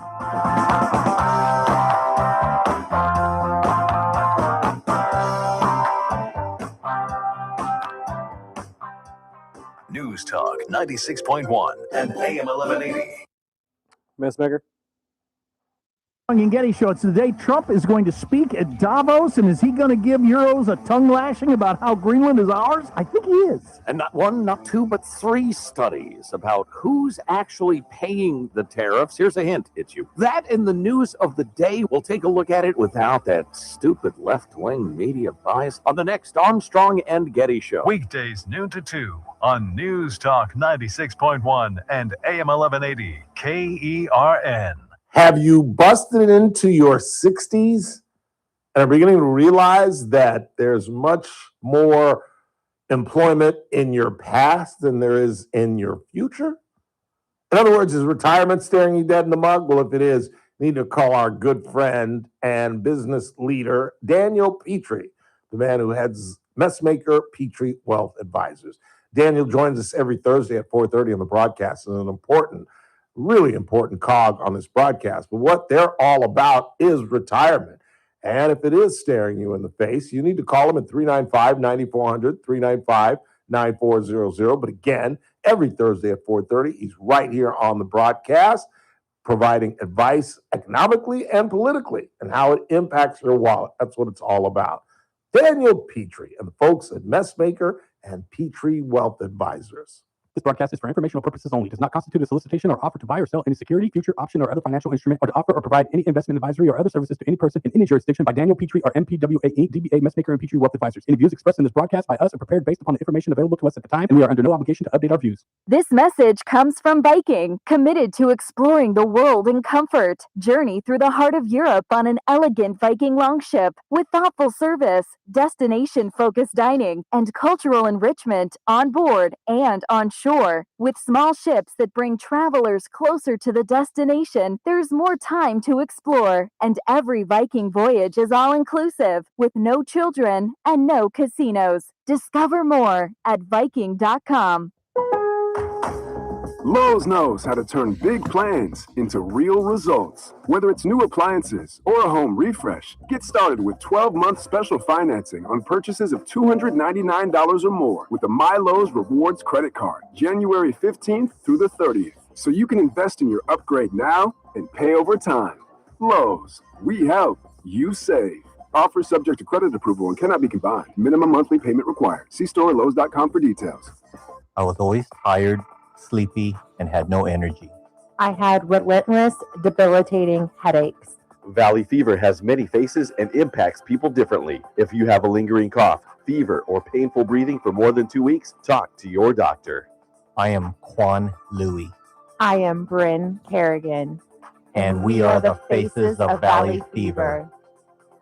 Visit kernpublichealth.com to learn more. Please join us for the 4th annual Honor Flight Open Monday, March 23rd at Bakersfield Country Club. Sign up to play with a shotgun start at 11 a.m. The tournament includes lunch, a team of 4, a raffle for a number of prizes, and a cocktail hour reception. Proceeds go to Honor Flight Kern County. With your generous donations and sponsorships, we will be able to send these American heroes to Washington, D.C. to see their memorials at no cost to them. To sign up for a team, sponsor this event, or make a donation, please go to honorflightopen.com. honorflightopen.com. You're listening to The Ralph Bailey Show. Catch me weekday morning, 6 to 9 a.m. on First Look with Scott Cox, News Talk 96.1 and AM 1180 KERN.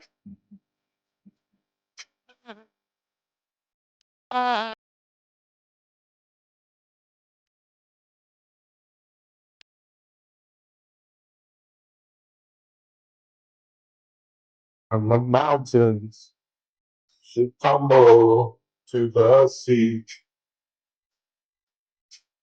I won't cry, no, I won't shed a tear, just as long as you stand by me. Stand by me. 842-537-6842 KERN. It's random thought time. Has anybody figured out our healthcare system? I'm so stupid that I feel bad and I don't ask questions. So I've got a doctor's appointment later in the week. So I had to get a blood test. And I always wait till the as late as I can because I'm trying to bring down my A1C. It's almost like an exam, like I'm preparing for a test. And so I wait to the last minute because I'm trying to load up on water and stay away from sweets and that stuff like that. Although I'm having ice cream tonight. I'm going home. The Australian Open is underway, the first major of the year on the tennis tour. And Coco Gauff is playing in the second round at 6:10. So I got something to do tonight. Have a little dinner, a little ice cream, just to celebrate my celibacy in terms of sweets. I'm doing the Chunky Monkey, Ben and Jerry's. It's my favorite. What do you got? Jerry Garcia ain't bad either. Jerry Garcia is up there. After Grateful Dead star Jerry Garcia. But I'm a Chunky Monkey cookies man. And cream guy to myself, to be honest. Cookies and cream? Yeah. A little too sweet for the kid. Yeah, that's fair. I like something chewy. Like my favorite ice cream, period, is black walnut. Interesting. Okay. Love black walnut ice cream. I don't know if I've ever had black walnut. That and pistachio nut. Because I like something a little chewy. True. But Chunky Monkey's got like chocolate. They got like little pieces of chocolate in it and almonds and just love that. But so I had a doctor's appointment and to just get my blood drawn. And I walk in and the first thing they say is, you have an outstanding bill for $53. Okay. All right. I get it. That was my first blood exam because I had to have a blood exam. I have like one or two a year. Normally when I go see Jeet Singh, my cardiologist, but this was for my PSA, which, as some of you know, jumped dramatically. It still was under the range that should concern you. Apparently, 4.0, your PSA exam number, 4.0 or higher, you should go see your physician. And mine was 3.7, but it had jumped dramatically from low 2s to 3.7, which is also a bell and whistle and alarm. So Dr. Kothari had me take a blood exam after putting me on antibiotics for a couple of months, or a couple of weeks, actually, I think about 8 weeks, 12 weeks maybe. And it went back down, meaning that it was most likely an infection. That's what he thought it was, and not prostate cancer. But I have to have a follow-up, so I had to take a blood test. So like I said, I walk in and they say, you owe us $53. Okay, fine. And then she says, and we also need $150. And I'm like, I beg your pardon? I've only been here once. So at most, I would assume that I owe you another $53.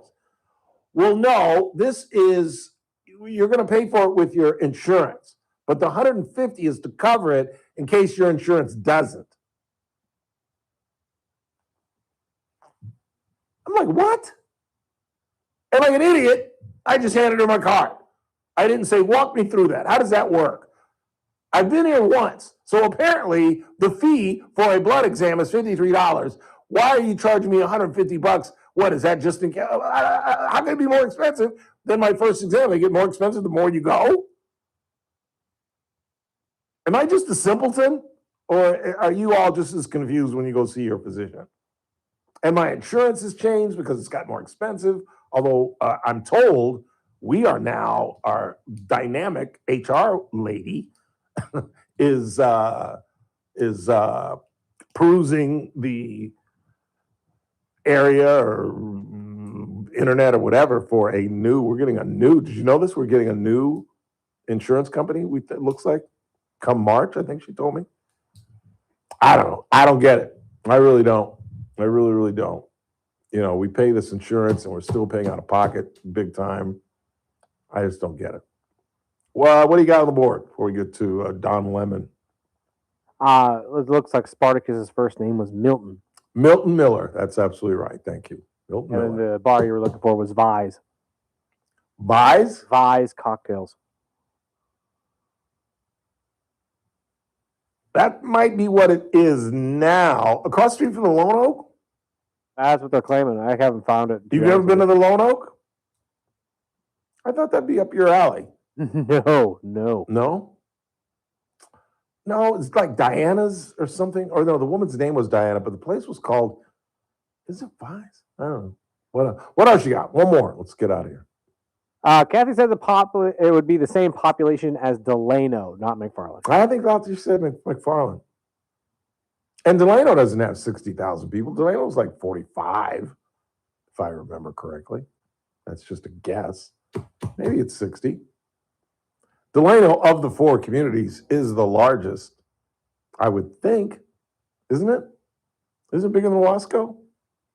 It's certainly not bigger than Shafter. It's certainly not bigger than McFarland. But Wasco might be bigger than Delano. More, not bigger, but more populous.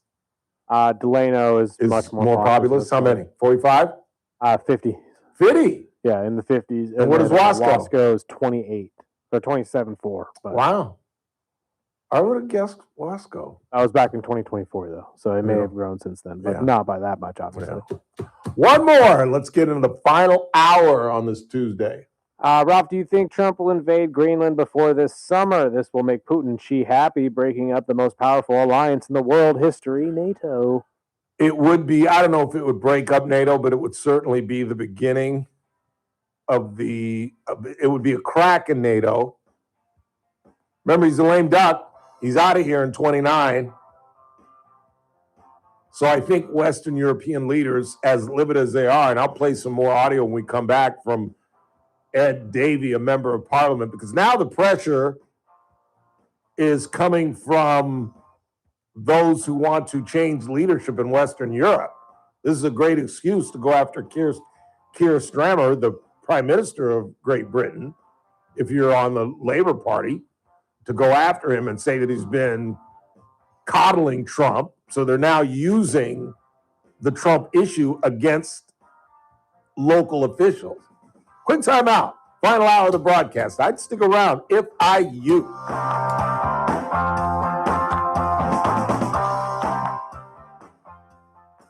This is AM 1180 KERN Green Acres. This is 96.1 FM Bakersfield. Online at KERNradio.com. News this hour from Town Hall. I'm Keith Peters in Washington.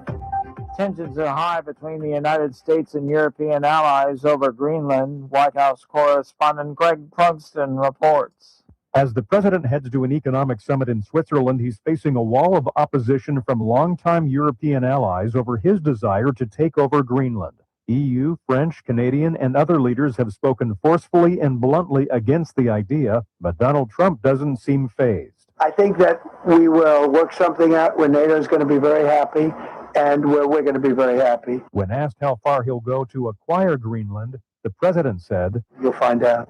Greg Clugston, the White House. Israeli forces have bulldozed the United Nations Relief and Works Agency's offices in East Jerusalem. With dozens of police and security personnel on site, this East Jerusalem neighborhood is echoing to the sound of the heavy machinery tearing into the UNRWA compound that has stood here for decades.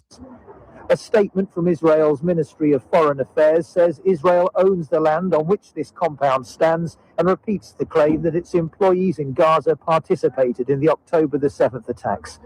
The UN says its premises are protected under international conventions, and while it admits that 9 UNRWA staff may have been involved on October the 7th, it says Israel hasn't provided any evidence for its claim that the agency's been more widely infiltrated. BBC correspondent John Sudworth reporting. Witness testimony has ended in the trial of a former Uvalde, Texas school police officer accused of failing in his duty to stop a gunman in the critical first minutes of the 2022 Robb Elementary School attack. Closing arguments are scheduled Wednesday before the jury begins deliberations. More on these stories at townhall.com.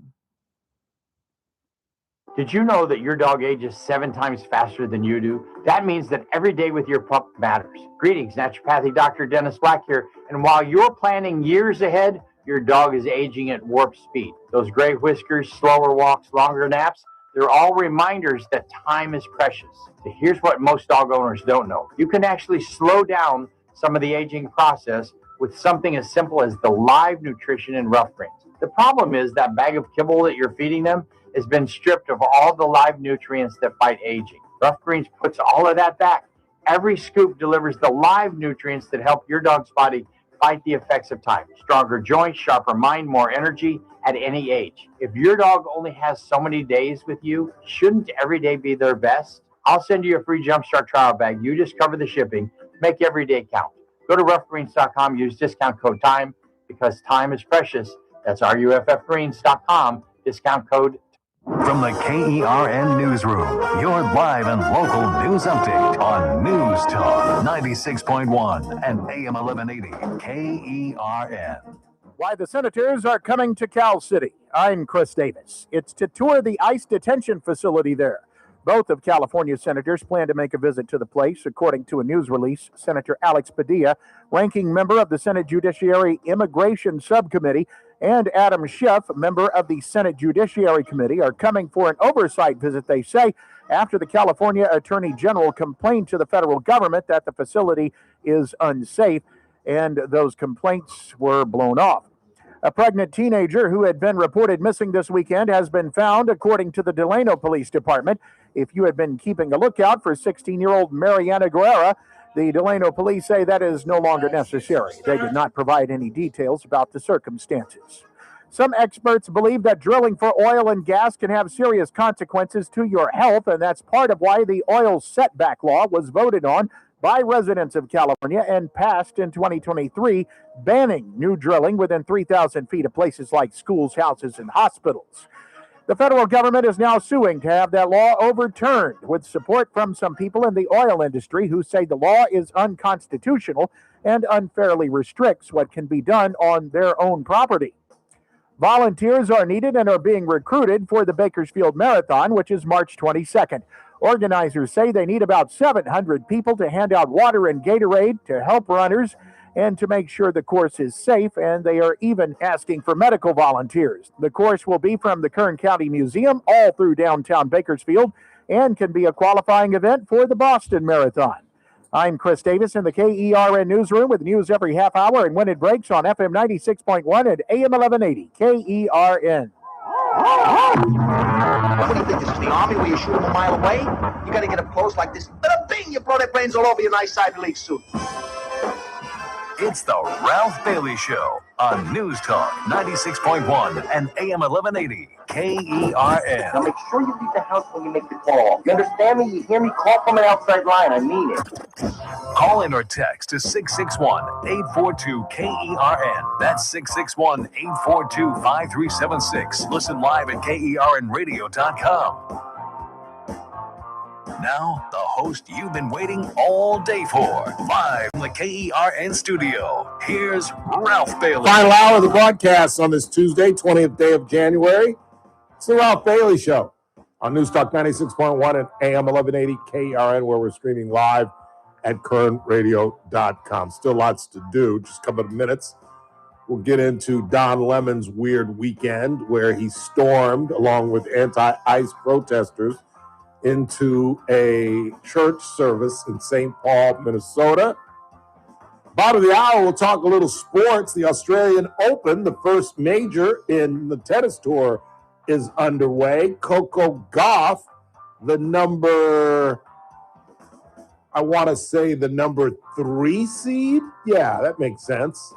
Sabalenka would be the number 1. Iga Swiatek would be number 2. And yeah, Coco would be the 3rd seed. She hits the court at 6:10 tonight, which off the top of your head, Mr. Burdick, can you tell us if it's 6:10 in Los Angeles or Bakersfield? What time is it? What day is it in Australia? It would be the 21st. And what time would that make it? I will double check my math here. I will tell you in just a second if I can find my app that tells us what the temps are. So right now at 5:07, it is 12:07 p.m. there on Wednesday the 21st. You're saying that it is noon over there for them. Noon on the next day. Is that right? So you're saying how many hours is that? 19 hours. You're saying they're 19 hours ahead of us. Please stand by. If my math is correct, it's 12. Let me double check your situation here. Why can I find my? And you all have already figured it out by now, I'm sure, but I'm a little slow.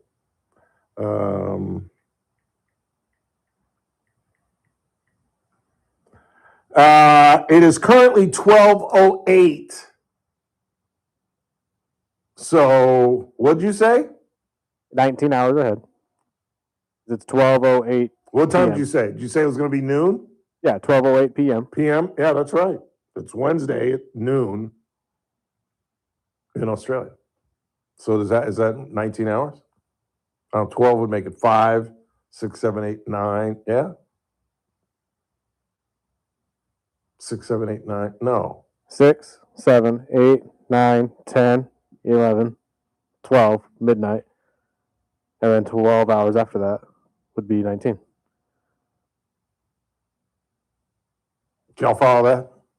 I didn't follow that. 12 hours would make it 5 in the morning. Correct.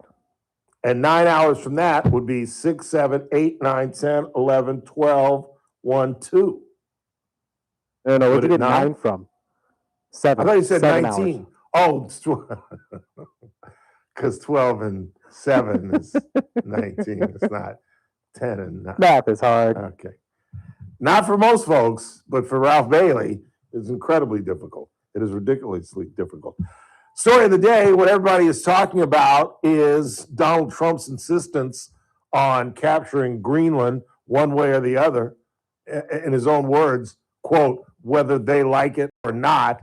And I just think that there are obviously some very strong reasons why it would be great to control Greenland, although I don't think they outweigh pissing off an ally and potentially destroying NATO, because Western Europe has gone insane.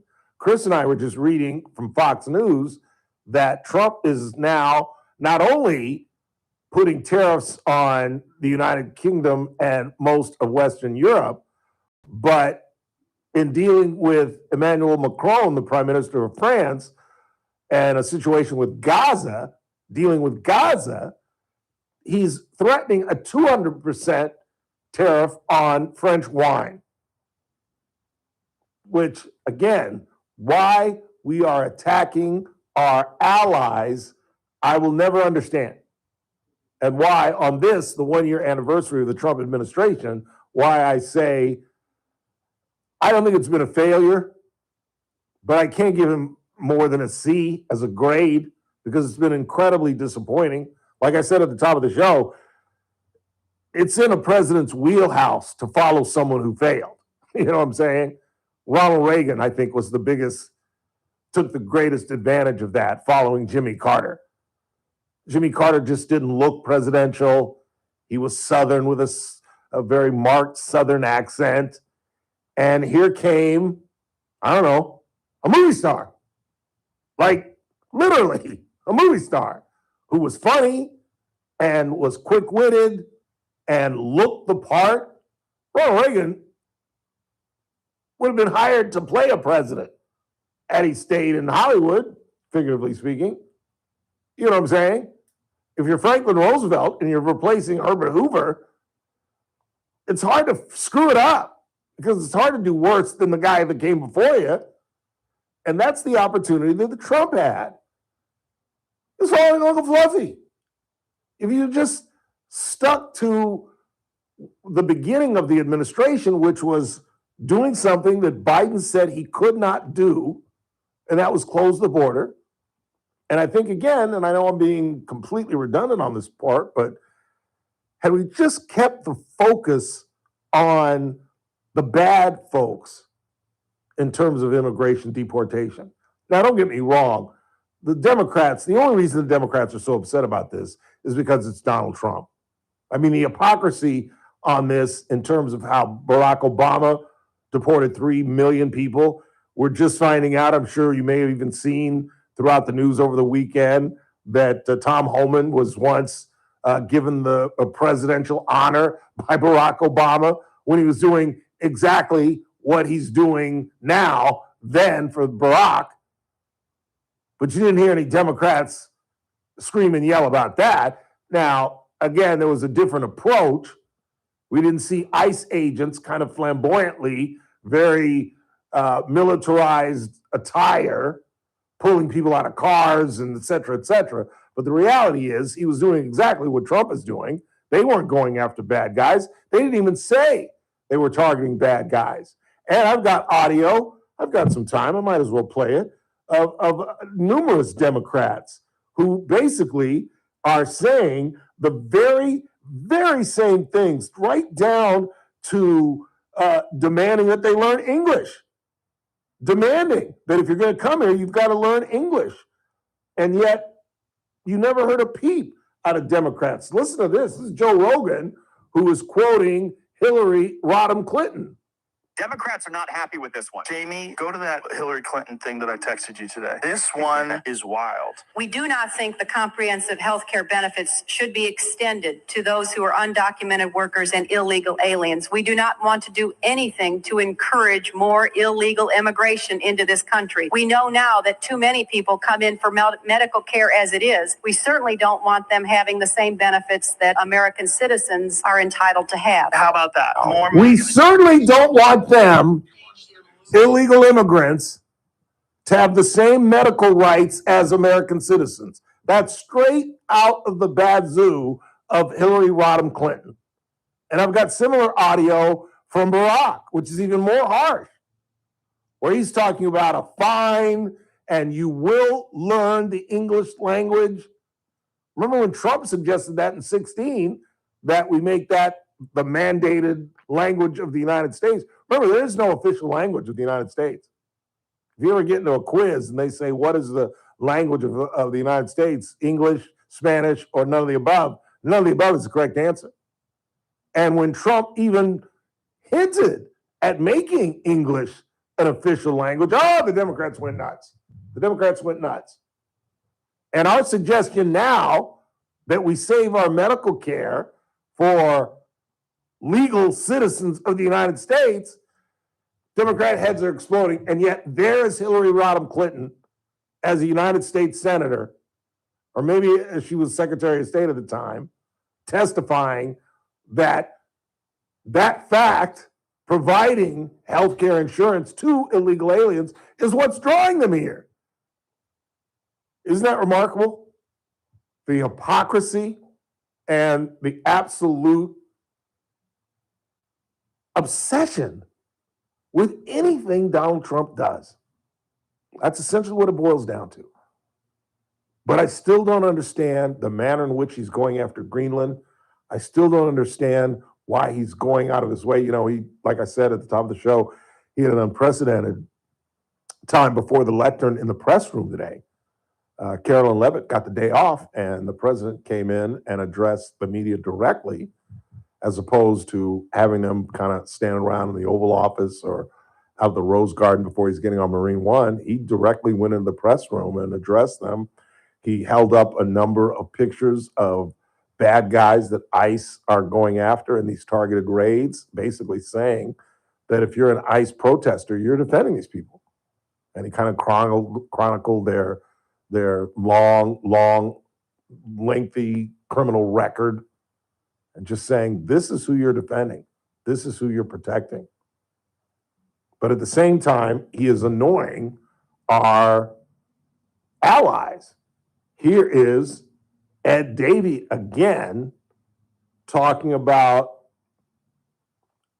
again, using this as a political weapon now, implying that Keir Starmer, the Prime Minister of the UK, has been weak on Trump.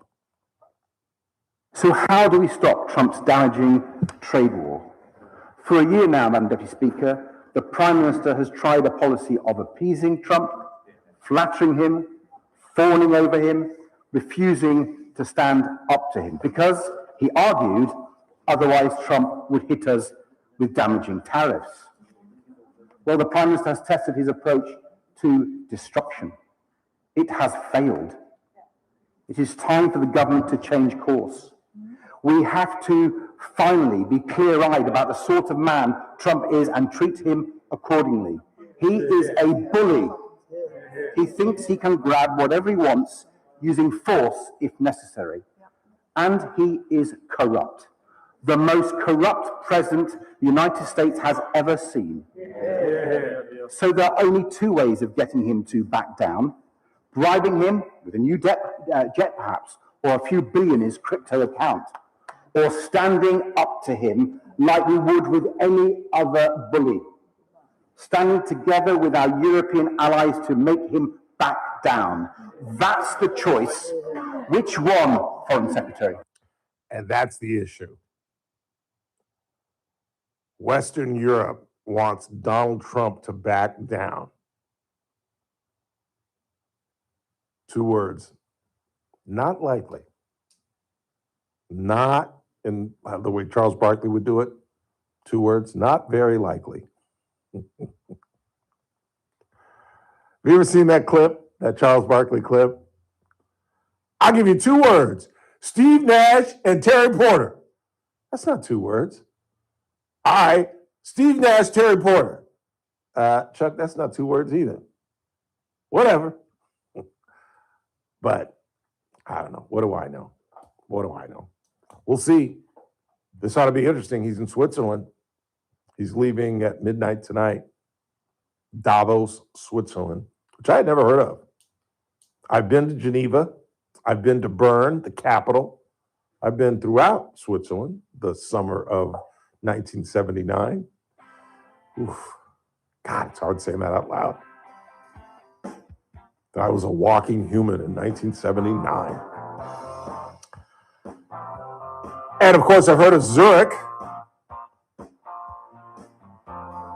but I've never heard of Davos. And Switzerland is the most beautiful country I've ever been to, although I have not done extensive European or international travel. But God, it was the cleanest, most beautiful place I'd ever been in my life, particularly Geneva. We'll come right back and you'll hear from Don Lemon trying to defend his invasion of a Christian church in St. Paul, Minnesota, primarily because the pastor did some part-time work for ICE. But does that really give you carte blanche to interrupt a service, really? Like I said at the top of the show, wish he'd gone to a Black Baptist church.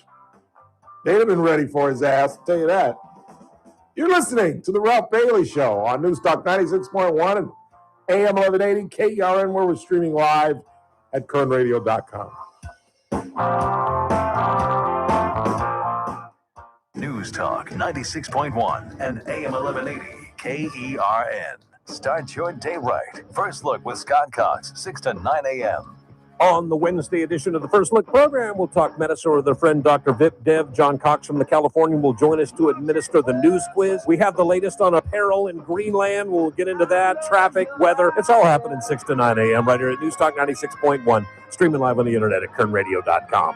First Look with Scott Cox, 6 to 9 a.m. News Talk 96.1 and AM 1180 KERN. Got battery issues? Choose the #1 name in power, A1 Battery. We've got you covered with top quality batteries for every need. Cars, scooters, motorhomes, garage door openers, key fobs, golf carts, home alarm systems, wheelchairs, and so much more. If it takes a battery, A1 Battery has it. With multiple locations to serve you. Enjoy free diagnostics on batteries, starters, alternators, and electrical systems. Plus, get free installation with any purchase. First Friday of each month is free Key Fob Battery Friday. Family owned and operated since 1960. A1 Battery has been providing reliable, friendly service to Kern County. Need us in a pinch? We offer emergency services to make sure you're never stranded. Tell us you heard it on the radio and get 10% off your purchase. Call A1 Battery today, 589-1433 for the location nearest you, or visit online at a1batterycompany.com. A1 Battery, powering your world, one battery at a time.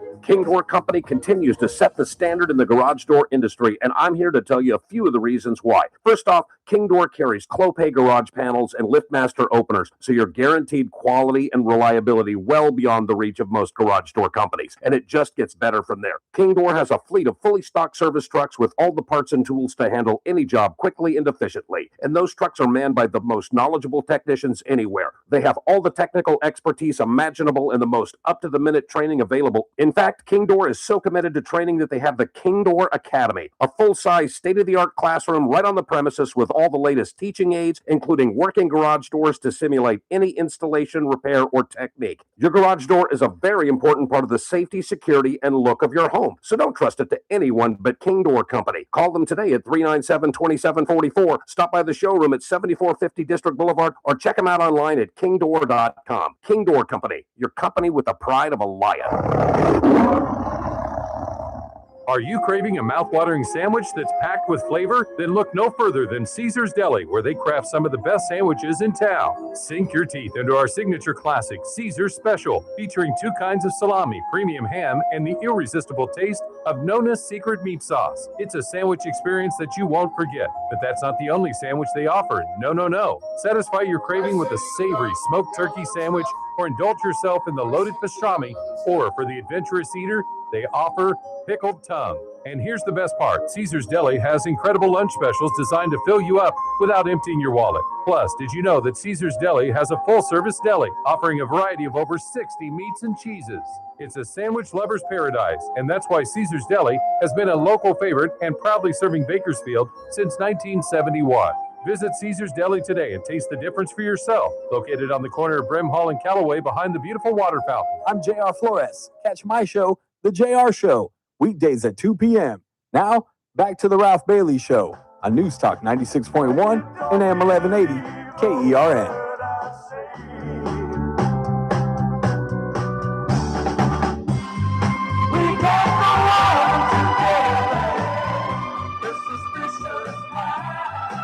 Eight 842-537-6842 KERN. So the news, because this is an old story, it happened over the weekend. I'm sure you guys have seen it. Don Lemon, the former CNN anchor who was absolutely whacked at CNN and can't get another job, so he's relying on podcasts, as most folks are in the 21st century, stormed a Christian church in St. Paul, Minnesota. But the new news is the fact that the Justice Department is examining possible charges against these folks for interrupting service. And again, it's tied to, the protest was a pastor's involvement with immigration and customs enforcement. Apparently, the pastor of the church in St. Paul did some part-time work with ICE, and they interrupted the service, had kids crying, people running for the door. They were shouting ICE out, and Renee Good, the woman who was shot by the ICE officer, and it's just when you think that there's no level lower than Don Lemon and some of the stupid things that he does and says, his fight with Nicki Minaj because she's a immigrant who supports Donald Trump, and how he's gone after her, and of course used his black gay card for the reasons that she's going after him, and is defending himself in terms of the intrusion on this church using that card. Here is the exiled CNN anchor. And there's a certain degree of entitlement. I think people who are, in the religious groups like that, it's not the type of Christianity that I practice, but I think that they're entitled, and that entitlement comes from a supremacy, a white supremacy. And they think that this country was built for them, that it is a Christian country, when actually we left England because we wanted religious freedom. It's religious freedom, but only if you're a Christian and only if you're a white male, pretty much. And so, yeah, I absolutely 100%, but it's an intimidation tactic. And, I said, I don't understand how I've become the face of it when I was a journalist. I do understand that I'm the biggest name there. And I'm also, as I was on with my producers this morning, you and Kylie talk all the time. My producers were saying, I said, how did I become the face of this? And my producer said, Don, you're a gay black man in America. You like the way he puts it on his producers? I'm certainly not saying that's why they're coming after me because I'm a black gay guy, and I use that card all the time, but not this time because it was my producers. Because I couldn't figure out why they were coming after Don Lemon. Don, they're coming after you because you're a despicable human being. It's got nothing to do with who you sleep with. It ain't got nothing to do with the color of your skin. If Chris Burdick had led a group of ICE protesters into a church and tried to interview the pastor, we would be going after white Chris Burdick. It ain't got nothing to do with your, and just the ego of this guy. Well, of course, because I'm the best known guy in there. Dude, just because you're on television, you really think that makes you something? That you're kind of special? You got whacked. And nobody's coming running offering you a new job. And the fact that you would even imply that there are questions about our religious freedom, and you enter a church that you know nothing about, he doesn't know one human being in the place, but yet they're white supremacists who are entitled. What? Walk us through how you made that conclusion. Because they're Trump supporters? Because they're ICE supporters? Because they believe in the letter of the law? Because their president is doing exactly what Barack Obama did? Who, again, as I said earlier, awarded Tom Homan, awarded him. If you haven't seen the video, it's out there. Just put those two names together, where they're in the I don't know, the East Room. I don't know where they are, but he's putting an award, a presidential award, on Tom. And now we hear words like Gestapo and Nazi. They're not listening to the Ralph Bailey Show. Stay away from the Third Reich, because there is no comparison to the Gestapo. It's just, the man has no shame. He has no shame. That's why he's unemployed and will remain unemployed. Quick timeout. Last half hour of the broadcast. Mark Davis and Tom Brady watched our first round draft pick. We'll talk about that when we come back. News Talk 96.1 and AM 1180 KERN. With SLN News, I'm Keith Peters in Washington. The National Weather Service warns of great swaths of heavy snow, sleet, and treacherous freezing rain starting Friday in much of the nation's midsection and then shifting toward the East Coast through Sunday. Temperatures will be slow to warm in many areas, meaning ice that forms on roads and sidewalks might stick around, forecasters say. The exact timing of the approaching storm and where it's headed remained uncertain on Tuesday. Federal prosecutors served grand jury subpoenas Tuesday to Minnesota officials as part of an investigation into whether they obstructed or impeded law enforcement during a sweeping immigration operation in the Minneapolis-St. Paul area. On Wall Street, the Dow down by 870 points, the NASDAQ dropped 561. More details at SRNnews.com. News Talk 96.1 and AM 1180 KERN. From the KERN Newsroom, your live and local news update on News Talk 96.1 and AM 1180 KERN. I'm Chris Davis. The oil setback law, which prevents any new oil drilling within 3,000 feet of a school, house, or hospital, is being challenged in a lawsuit from the federal government. They say that's unconstitutional and want it overturned. The people of California voted on it, and it became law in 2023. Both of California's senators are planning a visit to the Cal City ICE detention facility. They say it's an oversight visit after complaints about unsafe conditions were blown off by the feds. Someone in South Bakersfield won $1 million from an LA Rams game day scratcher, says the California Lottery.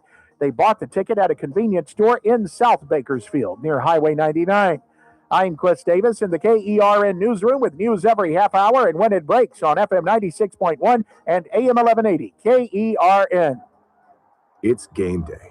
Are your moderate to severe Crohn's disease or ulcerative colitis symptoms keeping you from the action?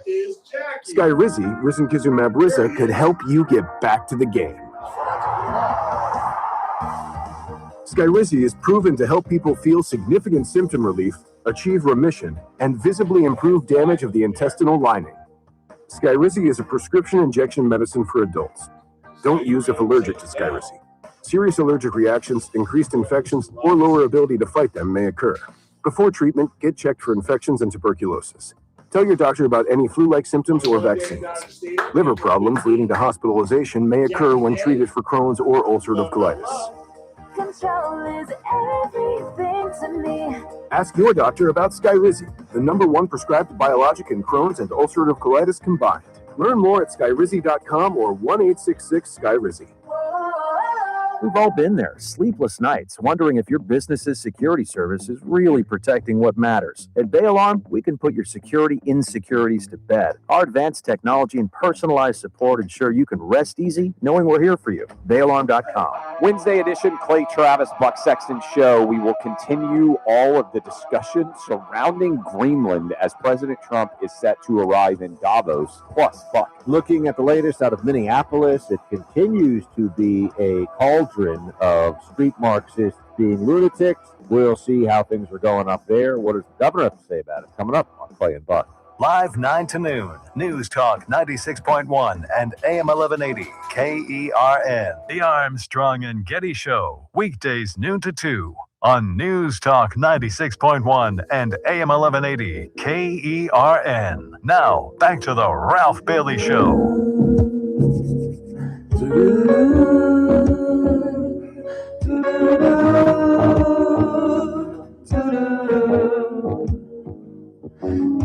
Rocket Man, one of my favorite Stevie songs. I just don't know the lyrics. This is a Rocket Man? Is that what you're going to tell me?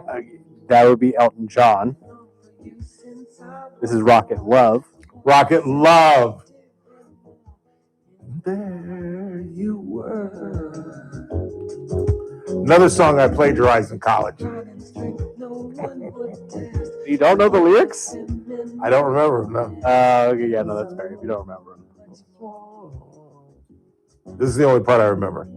Used to be riding in a rocket and gave me a start, and then a half a mile from heaven, you dropped me back down to this cold, cold world.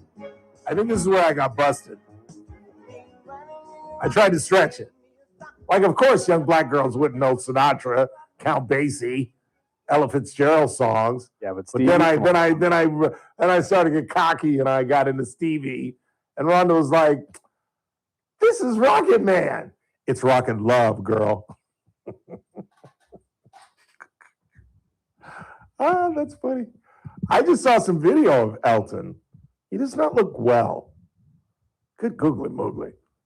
And dude, how can you be fat in the year 2026? Especially if you've got that kind of money. There's no reason. Like I said last week, I ran into a couple of buddies over the holidays. I'm not going to name any names. No, I'm really not. And they're skinny. And they've been heavy the 30 years that I've lived here and known them. And now they're skinny. Now, what do you think that is? Particularly now that Ozempic or Wegovy or Mandarin or Mandaro, Marina Del Rey, whatever the hell, Manjaro, whatever the hell it is available now in pill form. There's absolutely no reason anyone in the country should be heavy. Really.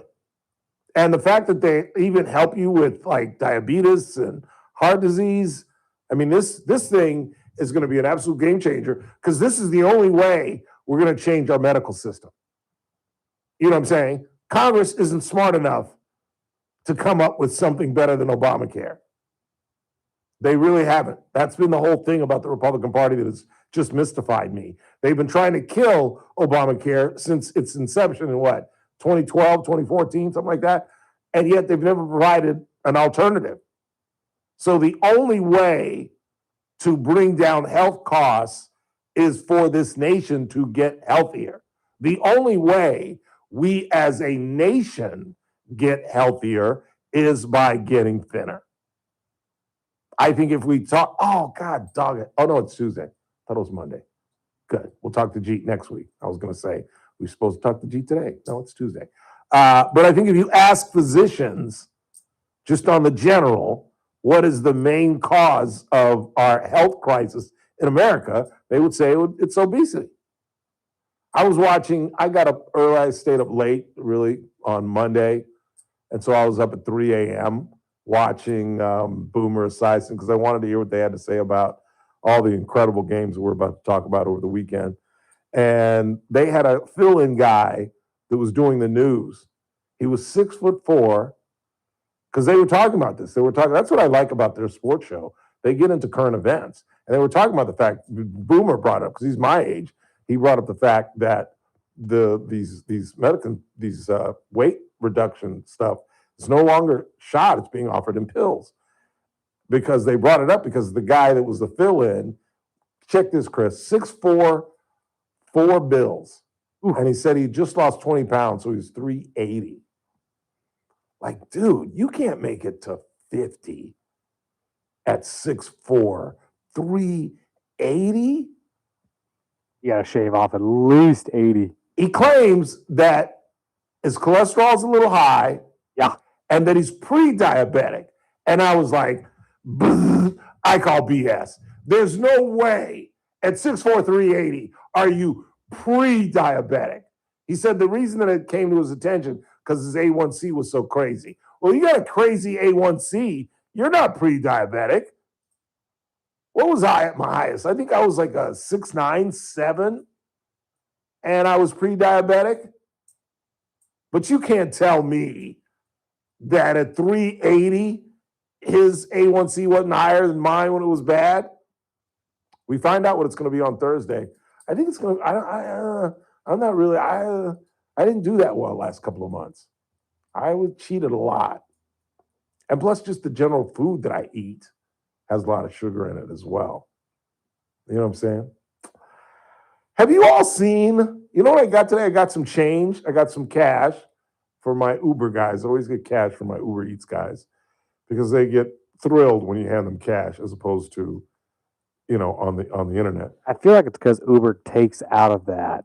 Out of which, is that right? Yeah. Well, again, I don't know that for sure, but I would be willing to bet that that's what happens. Oh, every time I tip my Uber Eats guys with cash, they like want to kiss me on the mouth, woman or man. It doesn't matter what age. They're just like, oh my God, thank you so much. That's so kind of you. Thank you. Do you want me to come in and sweep your living room? Oh, relax, settle down. Just come. Thank you. Go get stepping. And so I got some change. And I said, can I get 2 5s and 10 ones? And he gave me the ones and what I thought was 50 cents. And I said, this is $8. And the two, well, I'm not going to do any. Let's don't do any ethnic impersonations, Ralph. Racist Ralph. He gave me 2 coins. And I said, oh, these are dollars. Have you seen the dollar coins? I'm not talking about the Susan B. Anthony, because that's like new $2, right? Oh, it's $1. Susan B. Anthony's a buck? Is it a buck? I don't know. I can't remember. But the dollar coins that you see here have you seen these? They're gold. And what I noticed, they have different presidents on them. Really? Yeah. Because one of these coins, I don't know if I can get, please stand by. Let's see if we can get close enough for you to see this. Okay, so one of them, this one, see that? Can you identify that, Chris? From afar, that looks like George Washington. That is correct. And this one, okay, if you get this, I'm about to faint. Who is that? Is that Teddy? No. No. I'll give you a hint. Oh, wait, I could have been wrong. Oh, early 20th century. Early 20th century. Oh, good Lord. Yeah, I don't think I know this one. I think it's Calvin Coolidge. Oh, really? Although I could be wrong. I'll read it in a second. It could be Herbert Hoover. Oh, okay. I know for a fact it's either Hoover or Coolidge. I'm gonna say I think it's Hoover. I think that's Herbert Hoover. Trying to judge here from the feed, I can barely tell because it is fuzzy. I think it's on the coin actually. Let me.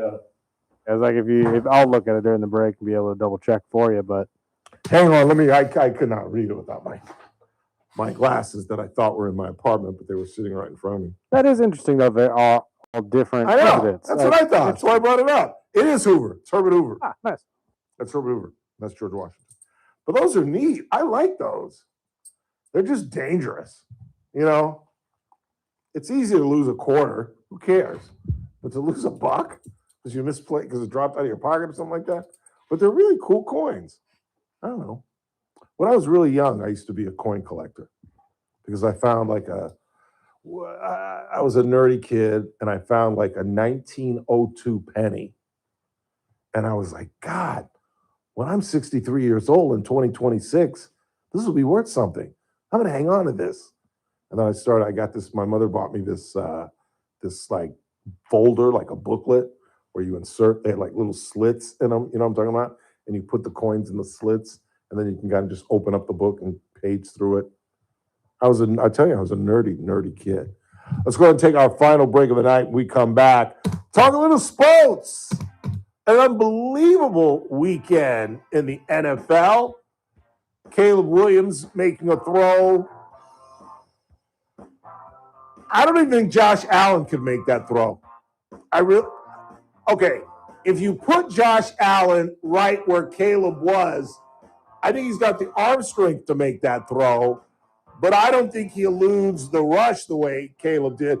I mean, the touch of it all, too. He just turned around and sprinted like 15 yards. It was like watching Steph Curry shoot a three. It's like, and then he threw it, and I was like, as soon as he threw it, I was like, oh, that's too bad. Yep, that's exactly what I thought, too. The game is over. And it's like, what? He's wide open. As if he had magnets in the gloves, too. I mean, it wasn't just enough that the throw was stupid. Stupid. Like, what? Did he just do that? But the fact that he was behind the defense on a fourth down that would have determined the entire ball game, mind-boggling. We'll talk about that. Last night's national championship, the Raiders' first-round draft pick looked just like a first-round draft pick, getting the University of Indiana their first national championship in history. Did you see this headline? I think it was the funniest one of a long time. The headline was, "Who's your daddy?" Love that. I know, isn't that funny? And they spelled it the same. They spelled it Hoosier. Who's your daddy? Indiana. Although, did you see the ball game? Oh, yeah, I watched it. Am I the only one weary of the obligatory Menendez family shots?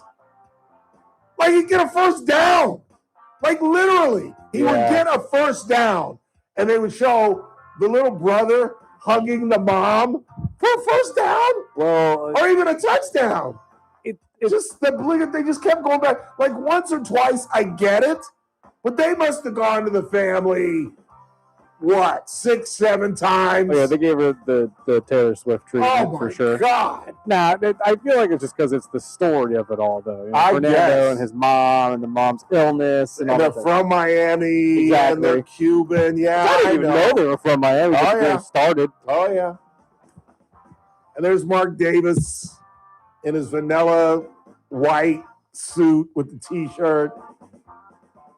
Like, dude, go home. If you pick anybody other than Mendoza, I ain't watching in 26. Although, as we'll talk about when we come back, there's a strong argument in case the Jets or a lower team goes nuts and wants to give you all their draft picks plus a couple of players and some twos. You might think about it. But don't. Final timeout. Keep it locked. It's the Ralph Bailey Show. News Talk 96.1 AM 1180 KRN. We're streaming live at currentradio.com. News Talk 96.1 and AM 1180 KERN. Wednesday's Armstrong and Getty Show. It's the day Trump is going to speak at Davos, and is he going to give Euros a tongue lashing about how Greenland is ours? I think he is. And I just can't keep Reggie's head on to save my life. Poor Reg. He was a badass. Mr. Smith. He was a badass.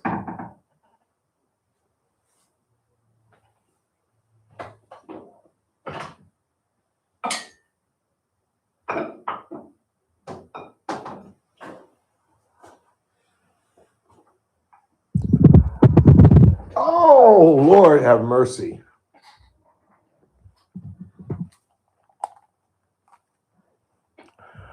Anything funny today? Anything remotely humorous?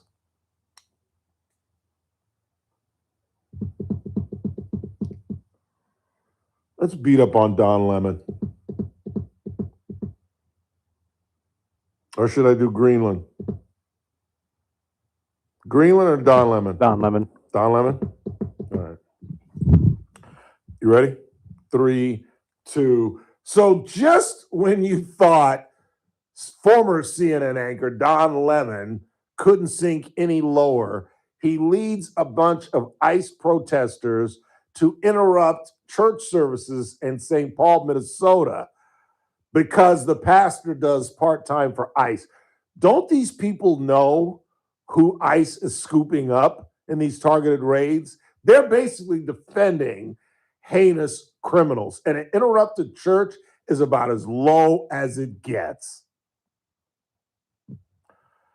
3, 2. It's that man again. Look what's coming up on the Wednesday TRBS. Well, it's a Wednesday, so Howard Marcus will be here. And our good friends from Adaptive Networks, Jennifer and Ryan Van Alstyne, will join us as well. And whatever else is going on in the news before 3:05. It's the Ralph Bailey Show on News Talk 96.1. And now let me do that again. 3, 2. It's that man again. Look what's coming up on the Wednesday TRBS. Well, it's a Wednesday, so our former federal agent, Howard Marcus, will be here. And the owner-operators of Adaptive Networks, Jennifer and Ryan Van Alstyne. And the latest from Switzerland, where the president is meeting world leaders. All that.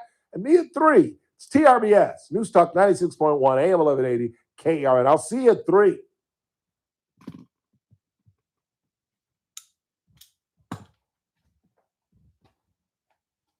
Went to Paul Sheldon. He and his staff were incredibly helpful to us.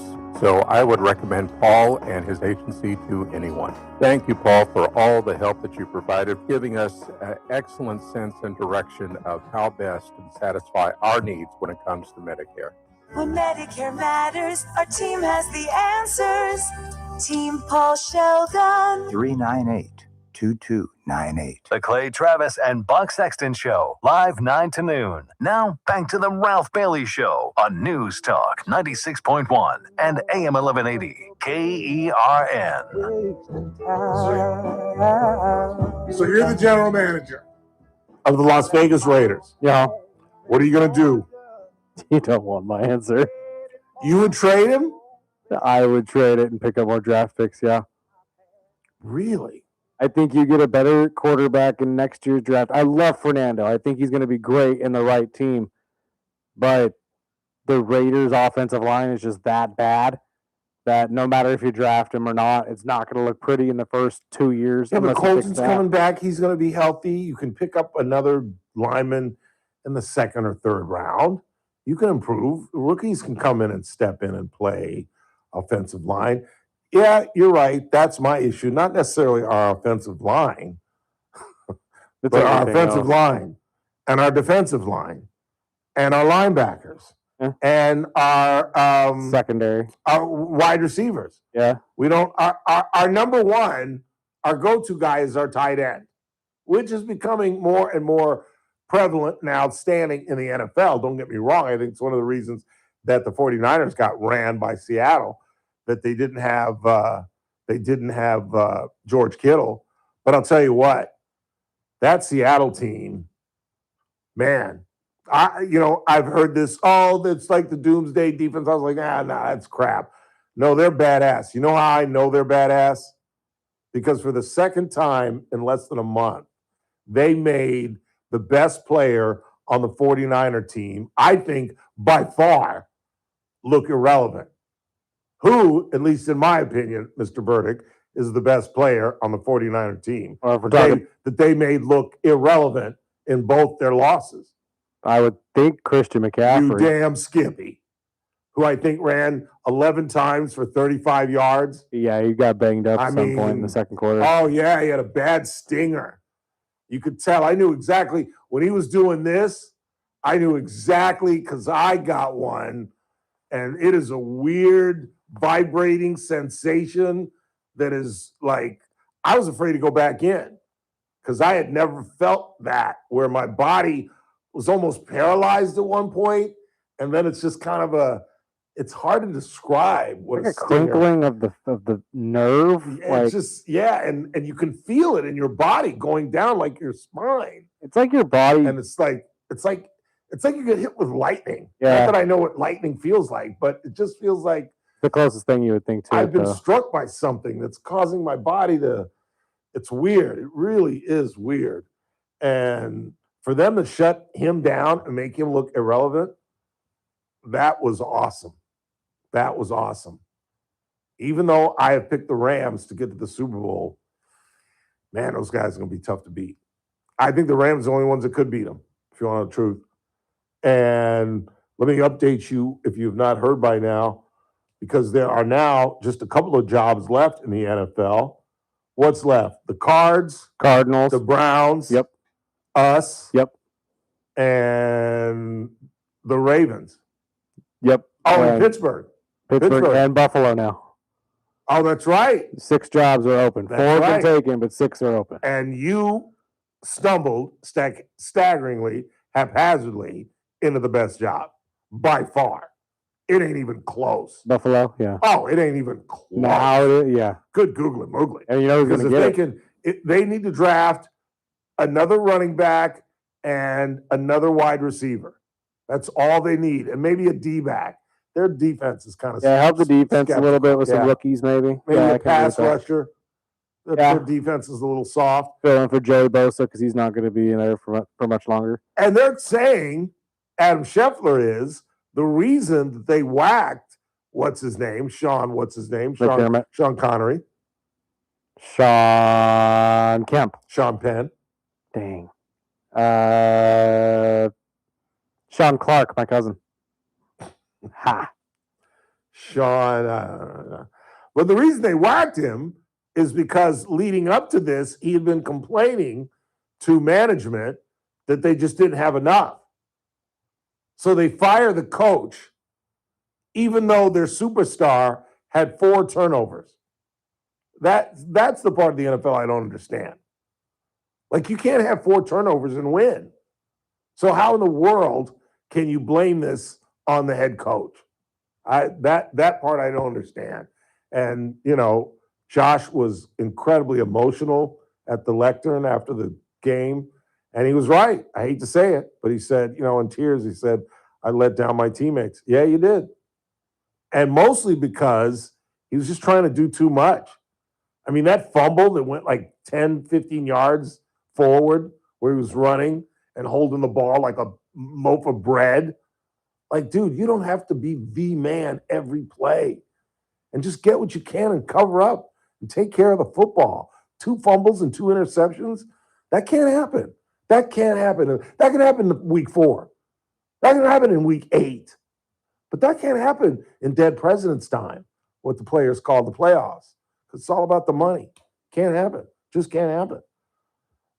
Jeff Harley, Green Bay defensive coordinator. You ever heard of this guy? Halfley, but yes. Halfley? Okay.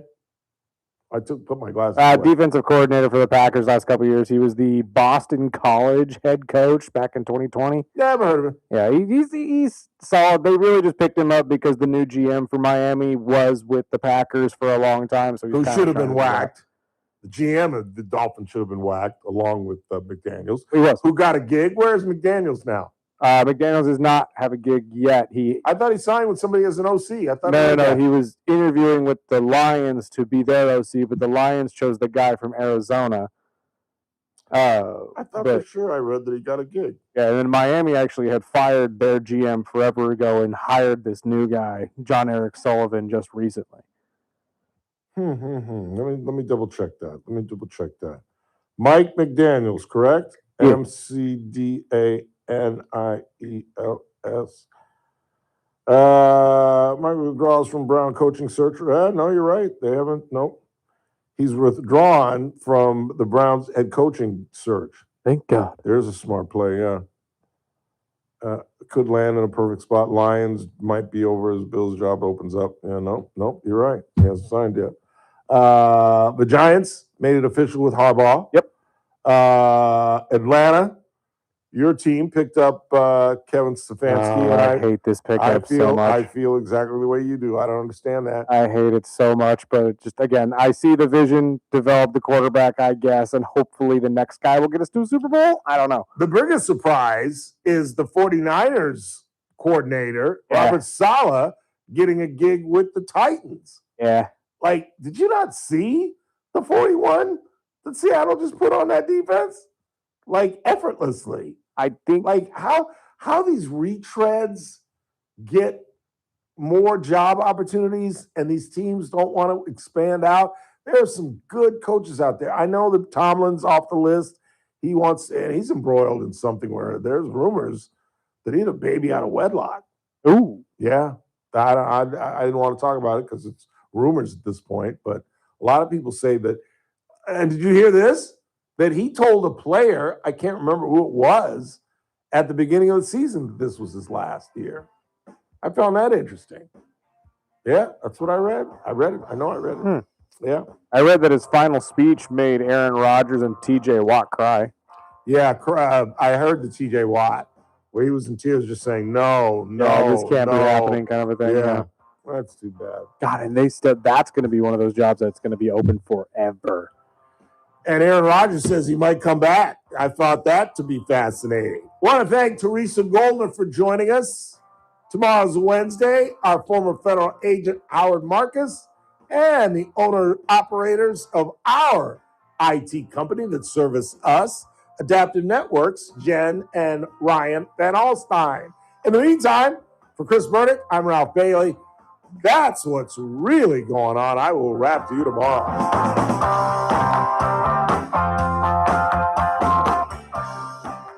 This is AM 1180 KERN. Green Acres. This is 96.1 FM. Bakersfield. Online at KERNradio.com.